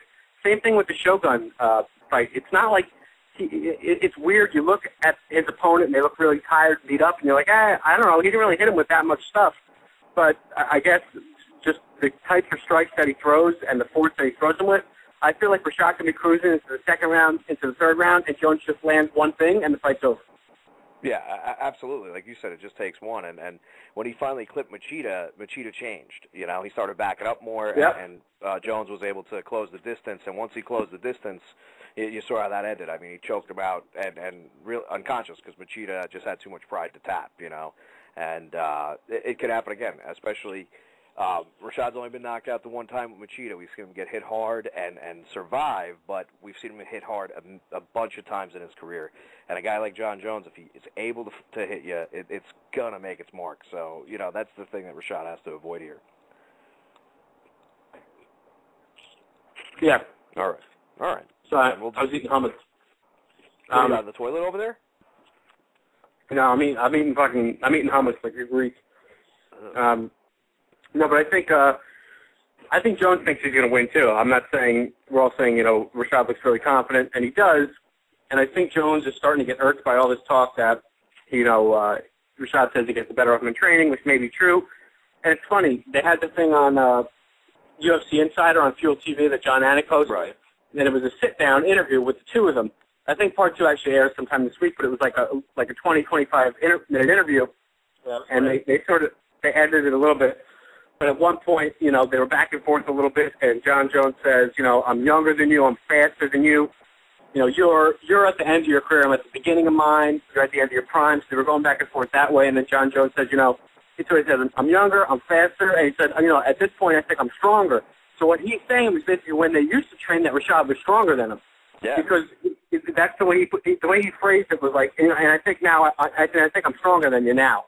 Like basically saying, I know you used to be stronger than me when we trained, but now I'm stronger. So that just goes to show that Rashad probably used to throw him around in practice a little bit, and John Jones is saying, listen, I've come into my own. I'm not that same kid you used to beat up, but I still think that that's still in the back of his head. It absolutely is, because I've seen a couple interviews together and just individuals, and it just seems like Rashad's more poised, ready for this. But I broke down. Well, I didn't break it down. I actually copied somebody else's work, so I'm not going to take credit for it. On last Wednesday's show, like the stats between the guys, and I'm not going to go through them all again because they're long, but the main stat, first off, John Jones is off the charts. The average in the UFC, he blows every fucking average away in every stat, which is why my brain kept screaming to pick Jones here. But the one stat that sticks out, which we all know Rashad needs to do to win this fight, is he's 100% on takedown defense. No one's ever taken him down. And Rashad, he's, as they put it, has everybody he's ever tried to take down, he's taken down. But at Jones definitely can defend the takedown, and if he's stronger than Rashad now, and just the fact that he's a better MMA fighter, if he's successful in defending Rashad's takedowns, there's no shot. There's no shot for Rashad here if he can't get to the ground. Jones is the wrestler, Dubs. You're 100% right, but I think Rashad has the best MMA wrestling at this point. I agree with you.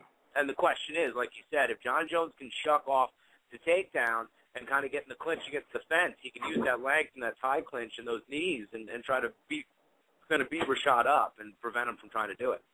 Yeah, exactly. I saw on one of the websites, the headline was like, they asked a bunch of former light heavyweight champions who was going to win. They asked a bunch of guys, Machida, Shogun, Chuck Liddell. But, I thought Rampage was sort of interesting in his answer because he's obviously fought both guys and kind of had, wars with both guys, like feuds and whatnot. And he said, with John Jones, a couple different things. Number one, there's actually a tape online of Rashad Evans being taped while he's watching the Rampage and Jones fight, as last year. And between each round, he's giving us analysis. It's actually really interesting. He's like, Rampage should get inside on him. He's staying on the outside too much, blah, blah, blah. So they have him in the stands giving his analysis as the fight's going on. And then Rampage basically said that Rashad can't stay on the outside with him like I did, because the longer you let him stay out there and you watch him, then it becomes his fight. So, he said, when I fought Rashad, I didn't know if he was coming in for, at one point I thought he was coming in for a takedown, and he landed that big overhand right on me. So he's got the kind of speed that can leave you guessing. And if he can leave John Jones guessing, I think he's got a real good shot in this fight, because, he just said that he underestimated how fast that Rashad was, and he said he's the fastest guy that he's ever been in the cage. Yeah, Rashad's definitely quick. He's going to need every bit of that quickness to have a shot here. But I know I can't wait for it. I know we had said that the rest of this card wasn't that great, but I don't think it's that bad of a card. The second fight on the card pits Rory McDonald, is definitely a contender in the welterweight division, versus Che Beautiful Mills. And I don't really know much about Mills, but the rest of the card looks pretty solid. But Dole, who you got in this fight? I'm a huge Rory McDonald fan, but he hasn't fought since August. He had fought in Brazil, I believe. He's on a 2-fight win streak right now. Beating Mike Pyle, and then really just kind of tossing Nate Diaz around and sending Nate back to the 155-pound division. I think Nate should thank Rory for that, because it's catapulted his career. But McDonald is really just a versatile striker. He's I think the fourth youngest guy in the UFC right now. He's 22 years old. But he's really fought top-level guys, and, his loss, he's 12-1, his one loss was to Carlos Condit in a fight that we all know and say he was winning for most of the fight. He wound up getting caught. So this is a kid who has fought elite-level competition, and I'm just looking for him to get back, get a win, and get on his winning ways. But Mills is on a 5-fight win streak of his own, so he's 1-0 in the UFC. He knocked out Chris Cope, which is, big time. That's big time in somebody. We all remember my boy Cope from The Ultimate Fighter, but, he actually was on The Ultimate Fighter himself, Shea Mills. He had lost on Season 9, the U.S. versus UK to the eventual winner, the James Wilkes, I believe, that Brit bastard. But I think McDonald's really going to come back and get on his winning ways, and I got McDonald via second-round sub. Oh, yeah, I think Dolan pretty much said it all there. McDonald's one of the most impressive guys at 170. The way that he handled Nate Diaz is obviously something that we've never seen before. He really did just sort of ragdoll him. Diaz was never really able to get off. And, there's a lot of talk about McDonald being a contender for the belt, sometime soon.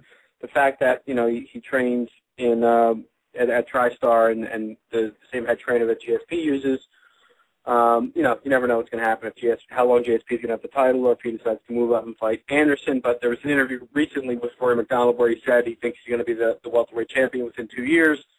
That actually ruffled some feathers, because he is training partners with GSP, and they have said that they would never fight each other. But, listen, push comes to shove, and this kid gets 3-4 more big wins. I mean, he's going to be knocking down the door for that title, and I bet he'll move camps to go fight for the title. The kid Mills, like Dole said, I don't know a whole lot about him. So I did see the fight against Chris Cope. He's a winner of 5 straight. Seems like a finisher. But I'm not going to pick against McDonald here, so I'm taking Rory McDonald, second round sub. I think that's a safe pick. Like you brought up, he obviously dismantled Chris Cope in 40 seconds, which of course I think makes him dangerous to make it to the second round. But I think Rory McDonald is probably going to pretty much dominate this fight. I think he's going to take out Jay Mills in the second round by second round finish. So I missed what Dolo said. So what did you pick, Dolo? I have second round sub as well. Oh, do you? Yeah, so does Nick. Do you really? I'm going to go with first round sub then. I changed my answer. First round sub. There we go. Rory McDonald, first round sub. I got booted, so I couldn't hear anything. All right, then. Moving on to the next fight on the card. It's Brendan the Hybrid Shaw versus Big Ben Rothwell. I don't think this fight was extremely easy to pick up. Franco, who you got here?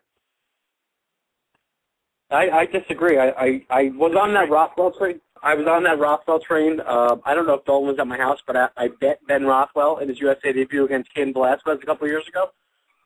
At had a few hundred bones on him, so I used to be on that Rothwell train, but I'm off of it now. I saw that fight, and then I saw him, beat Gilbert Ivel, who is now light heavyweight, and, he didn't look very impressive in that fight. And then I saw him and Mark Hunt hugging each other for 3 rounds. I don't know. I think Ben Rothwell's a mid-tier heavyweight. He never got to that next level. He's still only 29, but, he's been around for a while. He's got some big fights. Forward to, I'm sorry, I apologize. He's 30 years old, 1-2 in the UFC. And, Shaw coming off coming off the loss against Big Nogueira. He was looking good in that fight before he got caught. He's 4-2 in the UFC. He's an up-and-coming kid. He lost to Big Country, then he won 4 straight, then he lost to Nogueira. So it's probably more of a must-win for Rothwell. I think if Rothwell loses, he's probably gone. But I think Sharp's just too much for him. They're about the same size. Sharp's a lot more athletic. He's got better hands, and I think he's big enough to keep it standing for as long as he needs to keep it standing. I think Rothwell wants to probably take this to the ground, make it a dogfight, and use his experience to his benefit. But I don't think he's going to get the chance. I think Sharp's going to be able to keep it standing, and eventually Rothwell's going to tire out, and it's going to be Sharp's fight. So I'm taking Brendan Sharp by decision. I agree with a lot of what you said. I think Sharp should definitely win this fight, but we've seen him get caught twice now, once by Big Country, and, of course, the other one by Nog, in a fight that I definitely agree with you. I think he was winning that fight very easily. He was definitely putting it on Big Nog and taking him apart. And then, yeah, he may have gotten cocky, let his guard down, and then Nog caught him. But all it took was with that one punch. So, I definitely think Ben needs a win here. I think he's going to be motivated. Obviously we saw his cardio might not be that great. Of course, they were up in Denver, I think, for that fight against Mark Hunt. So who knows? Maybe it's a little bit better. But obviously he's got cardio issues. But I definitely think Schaub can get caught here. I think he definitely should win this fight. But I'm going to take Ben Rothwell here, and I'm going to go with a shocker and say he catches Schaub in the first round. Wow. Knockout. Knockout. It's a loser pick. It's a loser pick, but I know you guys ain't got it, so I'm fucking going with it. Wow. Ooh, this man. Schaub was really looking good in the first round against Nogueira, Dubs. I just thought he got a little bit cocky. He's a young kid. He's I would say very young in the game, but, when he was on The Ultimate Fighter, he only had, maybe 2 fights or so. He's a converted fullback from, Colorado University, and then he was in the Arena Football League. And, he's really looked good in most of his fights. He got caught by veteran Roy Nelson, who's, heavy-handed. He got put out. And the Nogueira fight, man, that kid was winning the first round in Brazil and looking pretty good doing it. So I'm not ready to write him off. And to be honest, I'm tired of getting let down by Ben Rothwell. Like, he's just one of those guys I'm like, I don't know. I remember him in the IFL. He beat Big Country. He's good. I just get disappointed. And the last time he played with the balls was when he got himself in shape, before he fought Mark Hunt. And I was like, oh, my God, this dude's going to be sick now. That was always the one thing that hurt him. And I think he's got his tip meat back, so I think he'll be fine. Yeah, well, we'll see, man. Schaub's too heavy-handed. He's too athletic. I think he's going to really weather the storm. Rothwell's tough as shit, though. Cain Velasquez stopped him and put a beating on him. The ref had to stop it. And then the Hunt fight. Yeah, but he was getting up in that fight. That was a quick stoppage. Now, I know fucking Cain was going to win that fight. I'm sorry to interrupt you, Dolan. I agree with you. That was quick, dude. He was on his knees trying to get back to his feet. I guarantee Cain was going to win that fight anyway, but, he didn't have him knocked out yet. Let's be honest. It didn't get stopped early. Hey, Frank, Jake Shields didn't get knocked out by Ellenberger either, right? That was a good too. That was a very good According to Dubs and Nick Diaz. All right. The source. So, all right, I won't interrupt you anymore if you're going to hit me with low blows, so you go on with what you're saying. But, I think it's going to be too much. I don't know, man. Rothwell he's a good fighter, man. That's why I have Schaub winning decision. I'm a little surprised Frank picked that. But, why not just set the pace car in front of you and just match it is the way I see it. But I had Schaub written down all day via decision. I think he's heavy-handed. He went the distance against Gabe Gonzaga, Schaub did. That's why I know he can. And, his cardio is going to be vastly superior to fucking Ben Rothwell's. Gotta be. So, I got Schaub via decision. Yeah, believe me, I agree with you guys. I definitely think Schaub should probably be the guy to win this fight. Ben Rothwell's going to have to come out like a house on fire because his job's definitely on the line. You know, he needs this win. You know, and I'm sure he trained, he's motivated, and you know, of course, he hasn't fought the top tier competition that maybe Schaub has with such a short career, but still, I think Rothwell's going to come out, and you know, Schaub, we've seen him get cocky. So I believe in Schaub's mind, he believes he should win this fight too. So maybe he'll, let his guard down again. So we'll have to see what happens Saturday night. But I think Big Ben Rothwell isn't going to let me down this time. But if he does, I'm off the train too. I'm fucking sick of it. If he can't pull it out, it's over for him. Hey, Dubs, the only thing that's on fire in Rothwell's house is the pizza box he tried putting in the oven when he was warming up the fucking oven. All right? Don't see a house on fire coming out of that meat sack. Slap, yeah. Or you have to remove the tinfoil. He was microwaving something. Dude, he looks like Sloth from Goonies. He literally is Sloth from Goonies. He's like a combination of Sloth from Goonies and Matt Hamill. I almost got the. I almost got The Hammer on Netflix the other day because it was free. You'll never understand that movie, Franco. Yeah. I thought it was like an actual documentary. It's like an actual actor playing this guy. Oh yeah, dude. It's a cinema, bro. It is Yeah. a recognition. This is not goofball drooling on the camera for an hour 40. This is some guy playing a goofball drooling on the camera for an hour and 5. That's where 12. Who plays Tito pretending like he's a humanitarian and then never talk to him again for the rest of his life once Spike TV stops filming? I think they got Charles Manson to play that role, Nick. So they're pretty set as far as the actors go. Sing a little too, if you didn't know. So this might be a Broadway rendition. Mm. Well, let us know how it is when you watch it, Franco, because I've got no interest. Okay, I probably won't watch it. If I didn't pull the trigger on it, the old lady was at a wedding shower the other day, and I was literally home by myself doing nothing. So if I didn't pull the trigger on it, then it's not happening. Yeah, I don't think it's getting many hits either. So, good luck with that, Mr. Matt Hamill. He's coming back, isn't he? Is he? Yeah, I read he's coming back. I didn't read that. Breaking news, people on Cauliflower for the years. What'd you hear, Franco? I don't know. I really, it was like a month ago or so. It was like a report. I'm positive that I read it. I don't remember if it was like on the Sherdog forum or if it was like on an actual site. So could be happening, could not be happening. It's going to be awesome if anybody actually ever starts listening to us. Matt Hamill's going to fucking kill us all. It's going to be amazing. Yeah. Hey, dude, how's he going to listen to the show, bro? We're fine.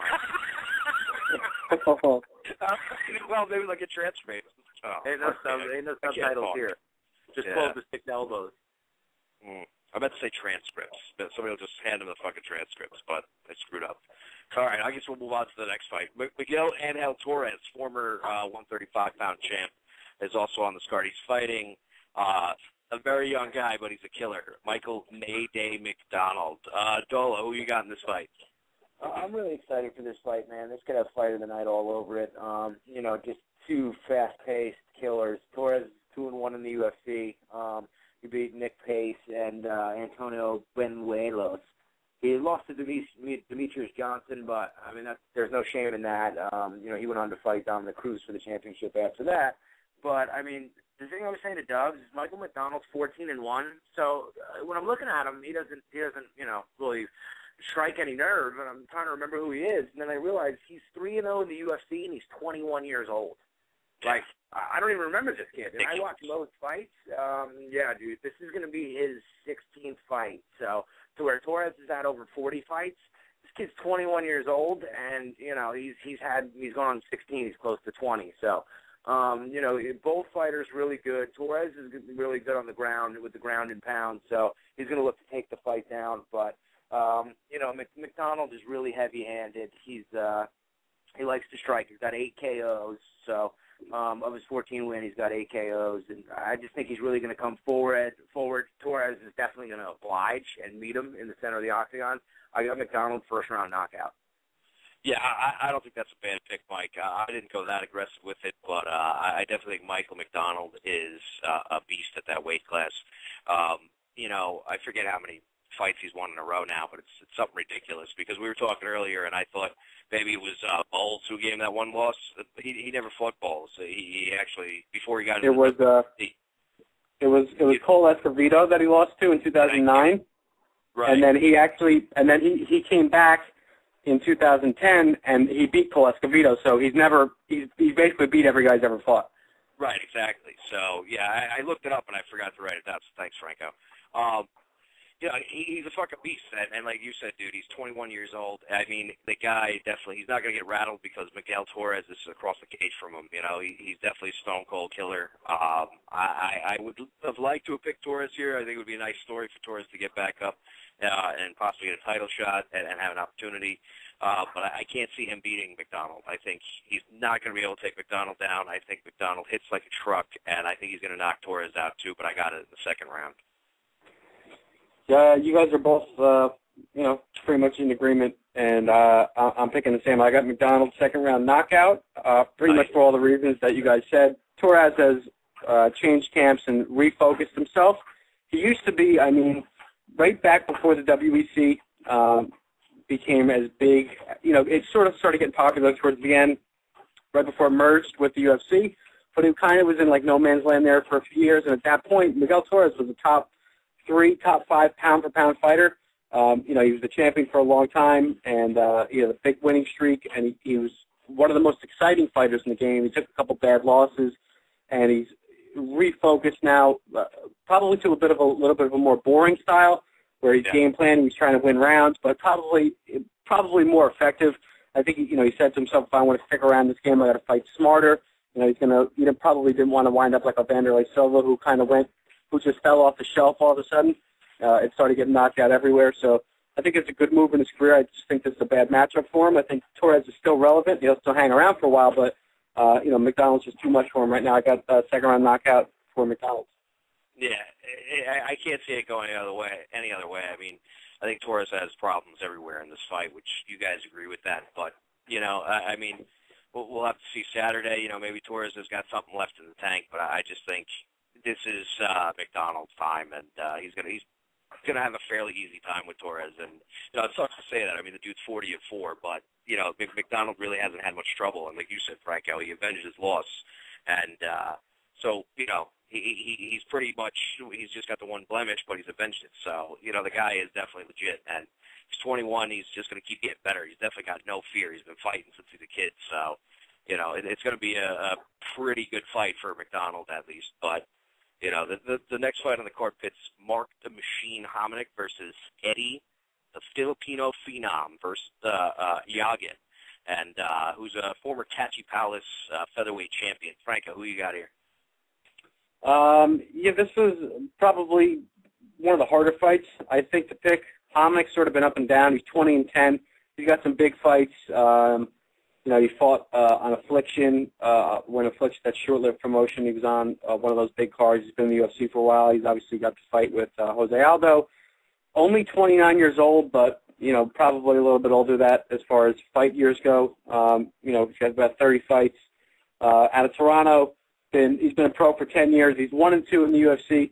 He's got the losses, obviously, to Aldo, where he was definitely game for that fight, but came up short. And then the quick knockout in Toronto against the Korean Zombie, which is probably a tough one for him to swallow in front of his home crowd. And, Yagin's 15-5, 33 years old, a little bit older, out of Dominic Cruz's camp, Alliance MMA. He's been around for 12 years, 0-1 in the UFC, very well-rounded, a little bit undersized for 145. I think he'd probably be better suited at 135. He's only 5 feet 5 inches tall, but solid overall, solid overall game for him. But in all honesty, I think this is a really close fight. I'm just going to go with Hominick because I think he's got more experience in the UFC and probably needs to fight a little bit more. So I'm taking Mark Hominick with a hard-fought decision. Yeah, I got to agree with you there, Franco. I definitely got Hominick by decision, too, and I agree with a lot of things you say. I think Yagin's definitely a game fighter, and that's why I think they made this fight. I don't think it's a gimme for Hominick at all, and, of course, they would rather Hominick get the win because he's, had a few big fights. He's a fairly big name in the featherweight division.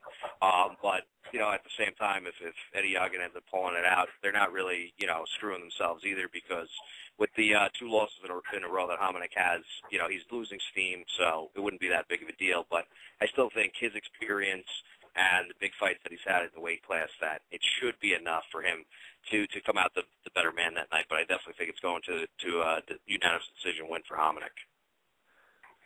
I think that, to the casual fan, Mark Hominick is probably most known for, the softball he had on his head from the Jose Aldo fight. But, he really is an excellent striker. He's got a focus in kicks, boxing, and he really showed tremendous heart in the Jose Aldo fight. Now, it was in front of, his home country and in Canada, but I think you're going to get that effort out of Mark Hominick regardless. But, I think the UFC needs Mark Hominick to be relevant at 145 because, see what happens with Frankie Edgar and, now it's Severs down there. But Hominick really is a name. So I don't want to say they've teed up Eddie Yagin because that'd be disrespectful to him. And, we're all about respecting people here. Of course. But I just feel like, Hominick really needs to get back on the horse. And, he came back after the Jose Aldo fight, and he got knocked out by Chan Sung Jung. So it's really something he needs. One thing that I thought was funny, the UFC website lists Hominick as far and away one of the fastest, most dangerous and polished strikers the octagon has ever seen. Oh, my God. Pretty aggressive. Holy shit. To be perfectly honest, for a guy who's 20-10. But, I don't doubt his striking. It's really all we've seen and heard about from him. But I think that's a bold statement. You guys said it all about Yagin because there ain't much to say, to be perfectly honest. But I think he's a legit, fighter at 145. And, I think Hominick's going to respect it because Hominick loses this fight.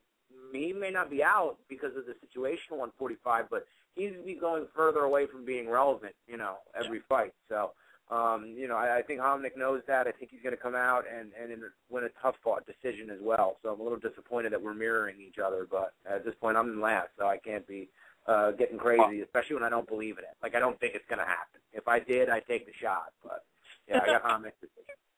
Yeah, well, I think it's the safest pick on the whole card just because, I think we're all in agreement that Hominick should be a better fighter, but at the same time, I don't think he's going to take many risks because if he loses the fight, that's it. He's irrelevant.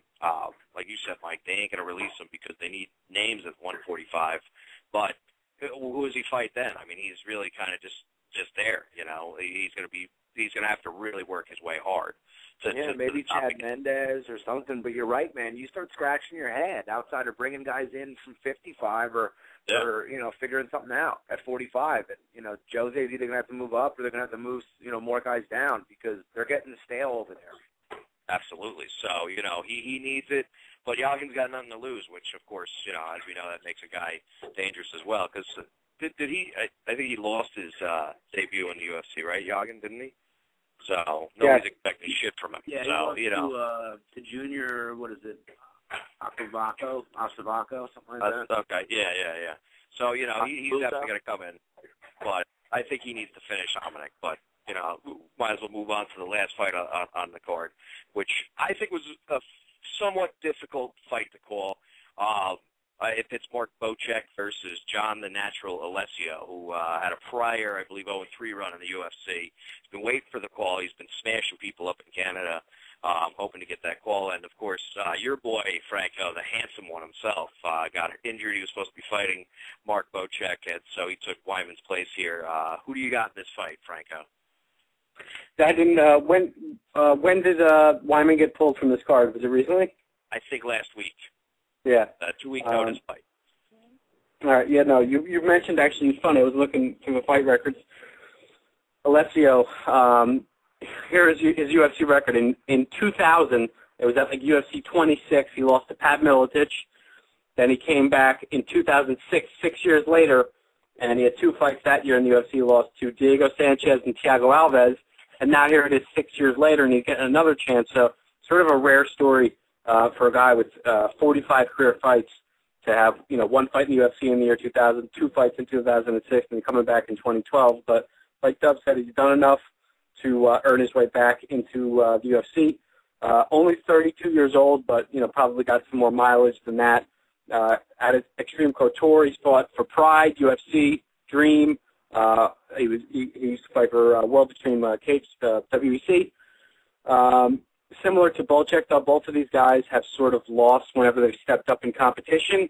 As I mentioned, Diego Sanchez, Thiago Alves, and Pat Miletich. Bocek is 6-4 in the UFC, and he's been around the UFC since 2007. So this is going to be his 11th time in the octagon.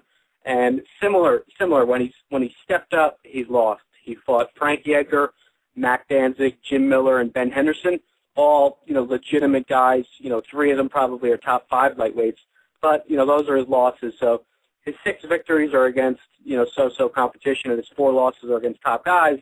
So these guys sort of mirror each other in that way. But I think when push comes to shove, Bocek just has a little bit more in the tank at this stage and has faced tougher competition over the last couple of years. So I think Alessio's body's a little bit worn down. This is his last chance to get back into the UFC, but I don't think Bocek's going to give it up that easily. So I'm thinking Mark Bocek by decision. I think that's a pretty good pick, Franco. I'm definitely going opposite with you. Bocek's a tough out. He's proven it several times. He's a game fighter, like you said, he's 6-4. But, yeah, when he steps up in competition, he has problems. Now, I'm not saying that the natural is, which, of course, he trains with Couture, so I guess he got permission to use that nickname. I don't think he's that much of a step up in competition, but the guy definitely has been on a win streak. He's been pretty dominant during that win streak. And like you said, this is his last chance, because if he loses this fight, I don't think he's going to get another call from the UFC. I don't think, no matter if it's 2 days before a fight and they need a guy to fight, I don't think they're going to be calling him, because he'd be 0-4. Like you said, he's had 3 fights in the span of, 6 years, and now 6 years later he's back again. So this is really the last shot for him. I think he's going to get in there. He's going to give it all he's got. Bocek, of course, is tough. If it hits the mat, he's a submission specialist. He's a black belt in Brazilian Jiu-Jitsu. And, so I don't think the natural wants to go there. But, I think Alessio's going to pull out a unanimous decision. He's going to get it. He's going to get another shot in the UFC. He'll probably lose that fight and be gone. But, I think he gets the nice win here to get a little bit of a shot in the arm, to get one more fight in the UFC to go lose and go smash guys in Canada again. Yeah, it's gonna be interesting. I just think that Mark Bocek in the end has fought more high-level talent more recently than Alessio has. Bocek's just always in a fight, man. It's always a dog fight when he's in there. And as Nick has laid out for you, he loses to Frankie Edgar by a first-round knockout. That's not Frankie's MO.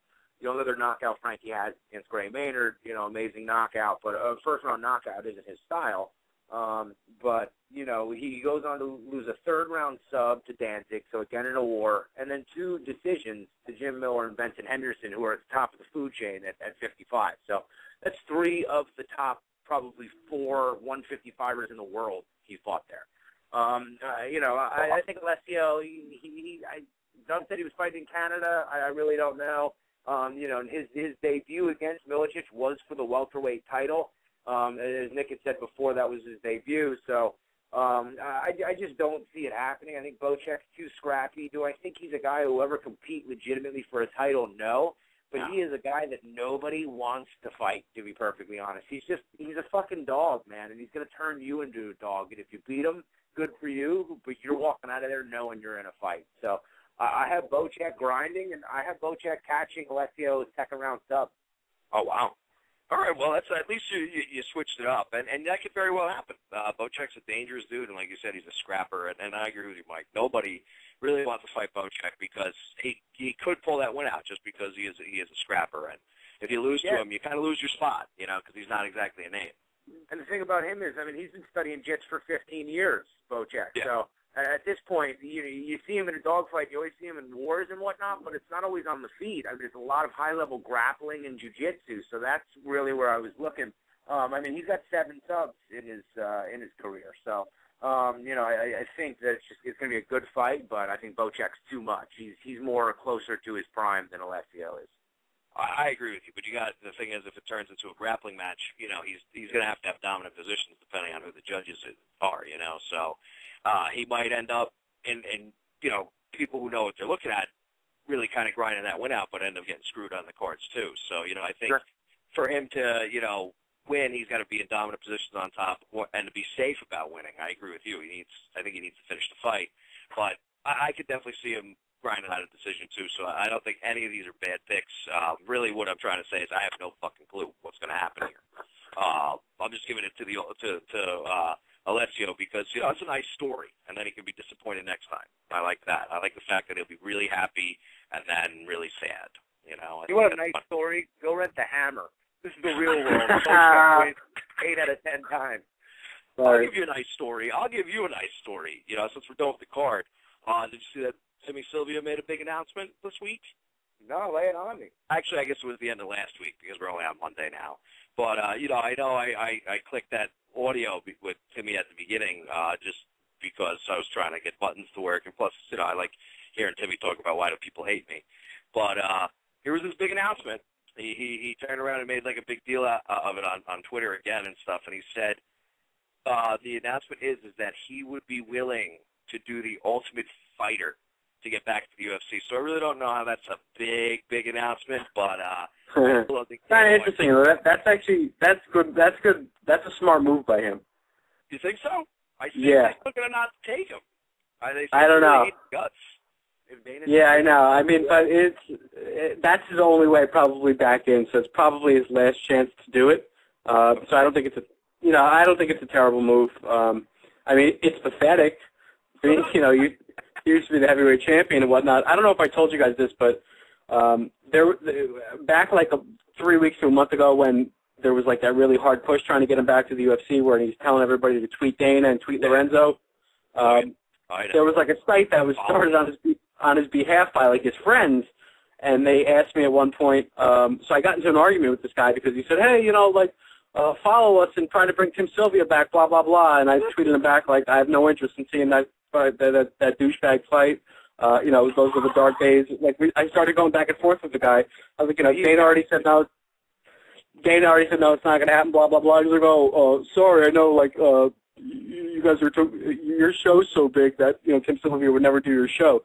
So I had this big argument with Tim Sylvia's buddy who was like running this website about trying to get him back in the UFC. Dude, I guarantee you Tim Sylvia would do our show. I'm going to fucking Twitter that guy tonight to try to get him on next week or on the Wednesday show. Just lie to him. Just lie to him. Tell him we're like big shit and people listen. And I will. Don't worry. I'm going to try to get him on now, just because I've been talking about Tim Sylvia a lot, especially on the Wednesday show, because there's not much to talk about, but it's been a great story to make fun of. But I'm going to Twitter him and see if I can get him on. Hopefully this show, because this would be great because you had the argument with the friend, and it would be kind of better for you to be able to get in there and talk to big Tim Sylvia. But I'm going to try to get him on and see what we can do, because I bet you he'll do the show, guaranteed. Franco slamming up. Excuse me, Mr. Sylvia. I had an unfortunate incident with one of your cohorts yesterday. My sincerest apologies. Offer this soft drink on my behalf. Speaking of Twitter wars, I'm on the forum right now. Apparently, Dana White and Bellator welterweight champion Ben Askren are going at it on Twitter. So Ben Askren says, I guess Dana White said something about how he can't randomly test the fighters or something like that, like it's illegal or some shit. So Ben Askren says, the U.S. Olympic Committee randomly tests Olympic athletes in all sports. Dana saying testing fighters will be impossible is a bold-faced lie. And then Dana White says to him, when Ambien can't sleep, it takes Ben Askren, the most boring fighter in MMA history. I would rather watch flies fuck. And then Ben Askren says back to Dana White, glad you know my name now. Glad you know my name now. Before I was just a bushy-haired wrestler. So I guess that's all that we've had so far. That's got to make Bellator happy, the owner of Bellator happy, because to ask of course. how you know my name to get me over there. Well, no, it's free marketing. It absolutely is. And, Dana White's got millions of followers. Right. Dana White wasn't ever going to be talking about Ben Askren because, I think I've talked to you briefly about him and Dolan as well. I mean, obviously the guy's a dominant dude, but he is boring as shit. And, he has had quotes in the past saying, he's eventually going to be in the UFC, but I don't think he's on their radar because of that. So now all of a sudden he's going to have more followers. It's free advertising for Bellator, like you said. And, he's wrong. I think he's completely wrong about the random drug testing because with the Olympic Olympic people, they're all amateur athletes, so they really have no say in what they do. You have all these contracts written up and stuff. Unless there's a union thing done, like the NFL or whatever, I don't think you can really turn around and say, "Hey, you got to piss in this cup for us to see where you're at." I think Dana's correct on that because, who are they? These guys are private contractors technically. So who are you to really tell them what they got to be doing or try to govern their lives with piss testing? Now the athletic commission can pop a piss test like they did at that convention. I mean, at the press conference. But I think that's going to be Alistair Overeem's loophole as well, since he wasn't licensed in the state of Nevada. That I think he's going to end up skirting by it because what authority did they have to actually randomly piss test him? If you have a license, it's different. Well, that's what Chiavello said, the loudmouth from HDNet. But it's true for everybody else's case. But for him, he was supposed to get 2 random drug tests between, after the Brock Lesnar fight, and he already had 1. So they're just saying this is just that second random drug test that he had agreed to previously. I agree with you there, Franco, but the thing is I think they needed to do that test while that conditional license was still there. Once that expired, I think and I could be wrong because obviously I'm not very well educated. I'm certainly not a lawyer. But the fact of the matter is I think they had to fit that random drug test in while he was still technically licensed under them. Or if he had put in an application for a license, they could easily come up and say, you got to piss in this. But he hadn't done, that license had expired, and he hadn't applied yet. So I think, of course, now us guys who have always been tooling on him saying he's definitely a steroid user and joking about horse meat, it just validates all the naysayers. So he's always going to be looked at as, for lack of a better word, a cheater. But I really think he's going to end up skirting this, and we're still going to get the main event at 146. Oh, we'll see. It'll be interesting, and I don't know, Dubs, when the when the conditional license expired, but I don't know if it's a matter of that or a matter of who's testing them. Because when a fighter signs with the UFC tests them, right? The Nevada State Athletic Commission, the California State Athletic Commission, they're not the individuals testing them. The UFC has this fighter. No, they are. The commission when they go into places in the states with commissions, the commissions are in charge of the drug testing. It's only when they go over. Even when you sign a contract with an organization, you take the state's drug test?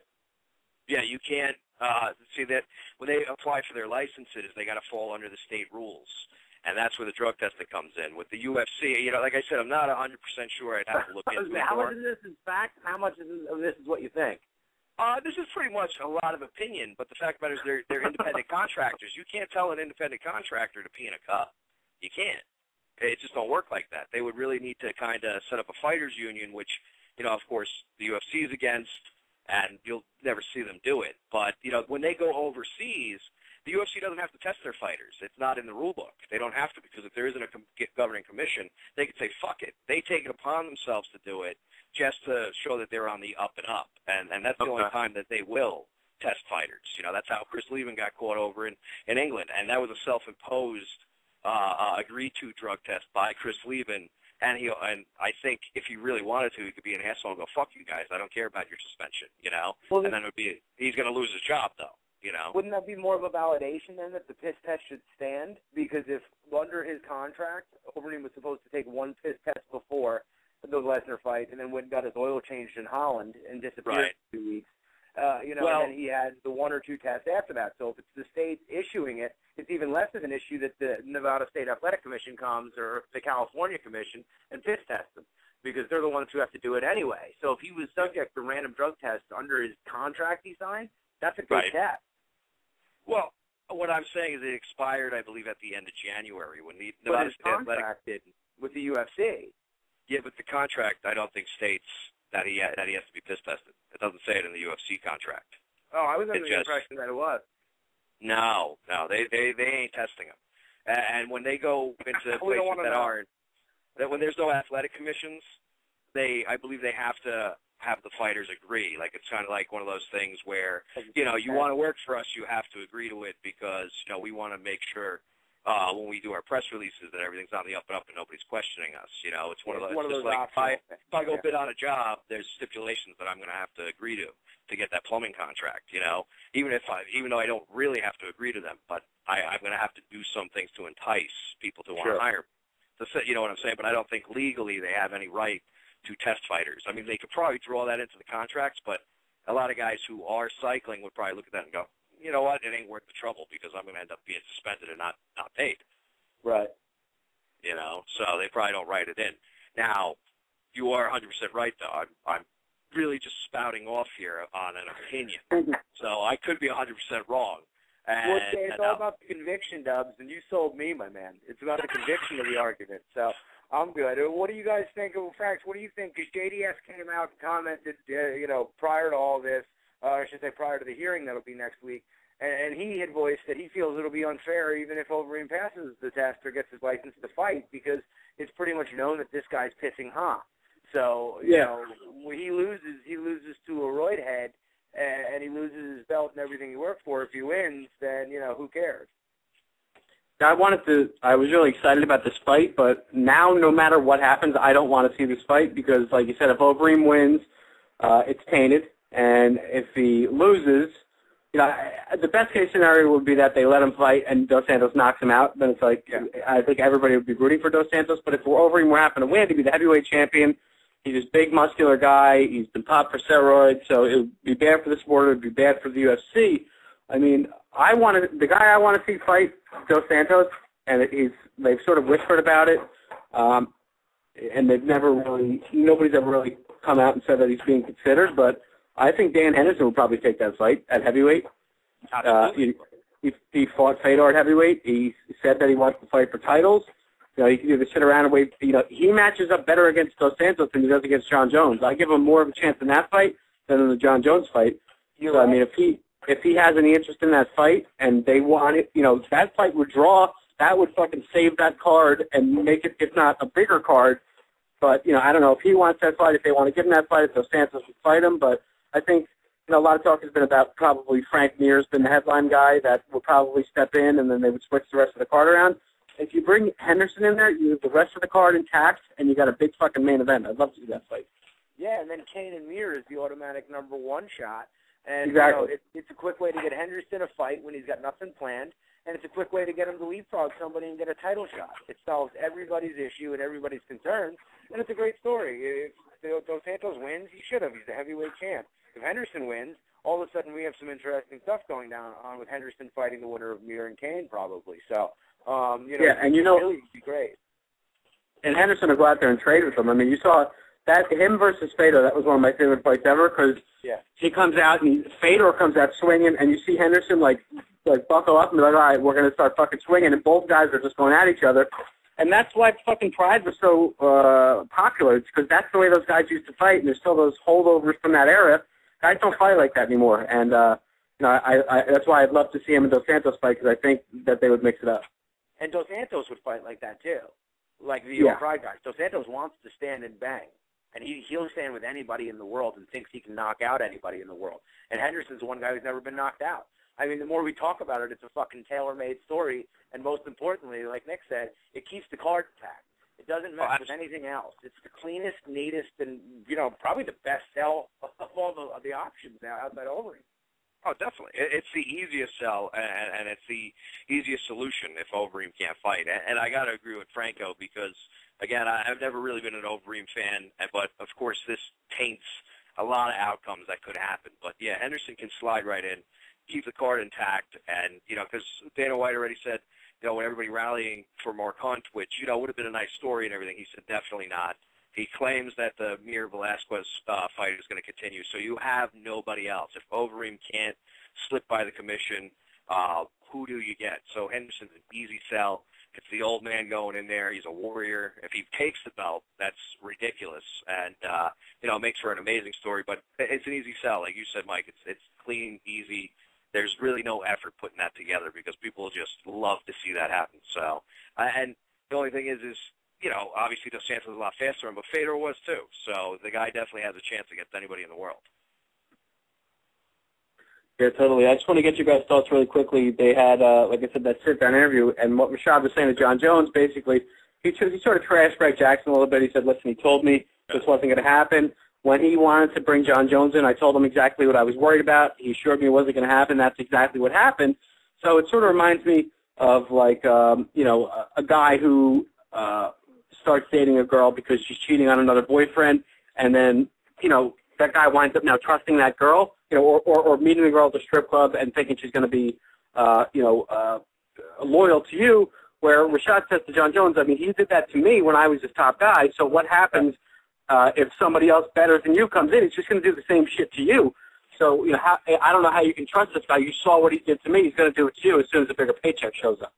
Yeah, absolutely. Mike, you can answer first because we got about a minute, so then I'll wrap it up after you. Well, it's just more funny the analogy because we've all seen it, right? Like a chick's cheating on the dude or vice versa, and then you get with that person you were cheating with, and you're just like, yeah, it'll be cool. It's just like, dude, what makes you so fucking special? I'm telling you, I'm going to ruin the book for you. You're not. Exactly, dude. And, that's exactly what happened. John Jones looked better, more dynamic, more bankable. But we're pretty much out of time, so I'm going to wrap it up. All right, boys? Yeah, man. Good show. See you guys in a month. Absolutely. All right. See you in a month, Franco. Everybody check out RotoExperts. Check out thexlog.com. Check out Nick Frank at nfrankrotox at Twitter. Check me out at Cauliflower #4 here at Twitter. Stalk Dolo on his Facebook page. I believe it's under Michael Dolan. And check me out Wednesday. I'll probably be touring on Tim Sylvia again, but I'm still going to try to get him on the show. So everybody, peace!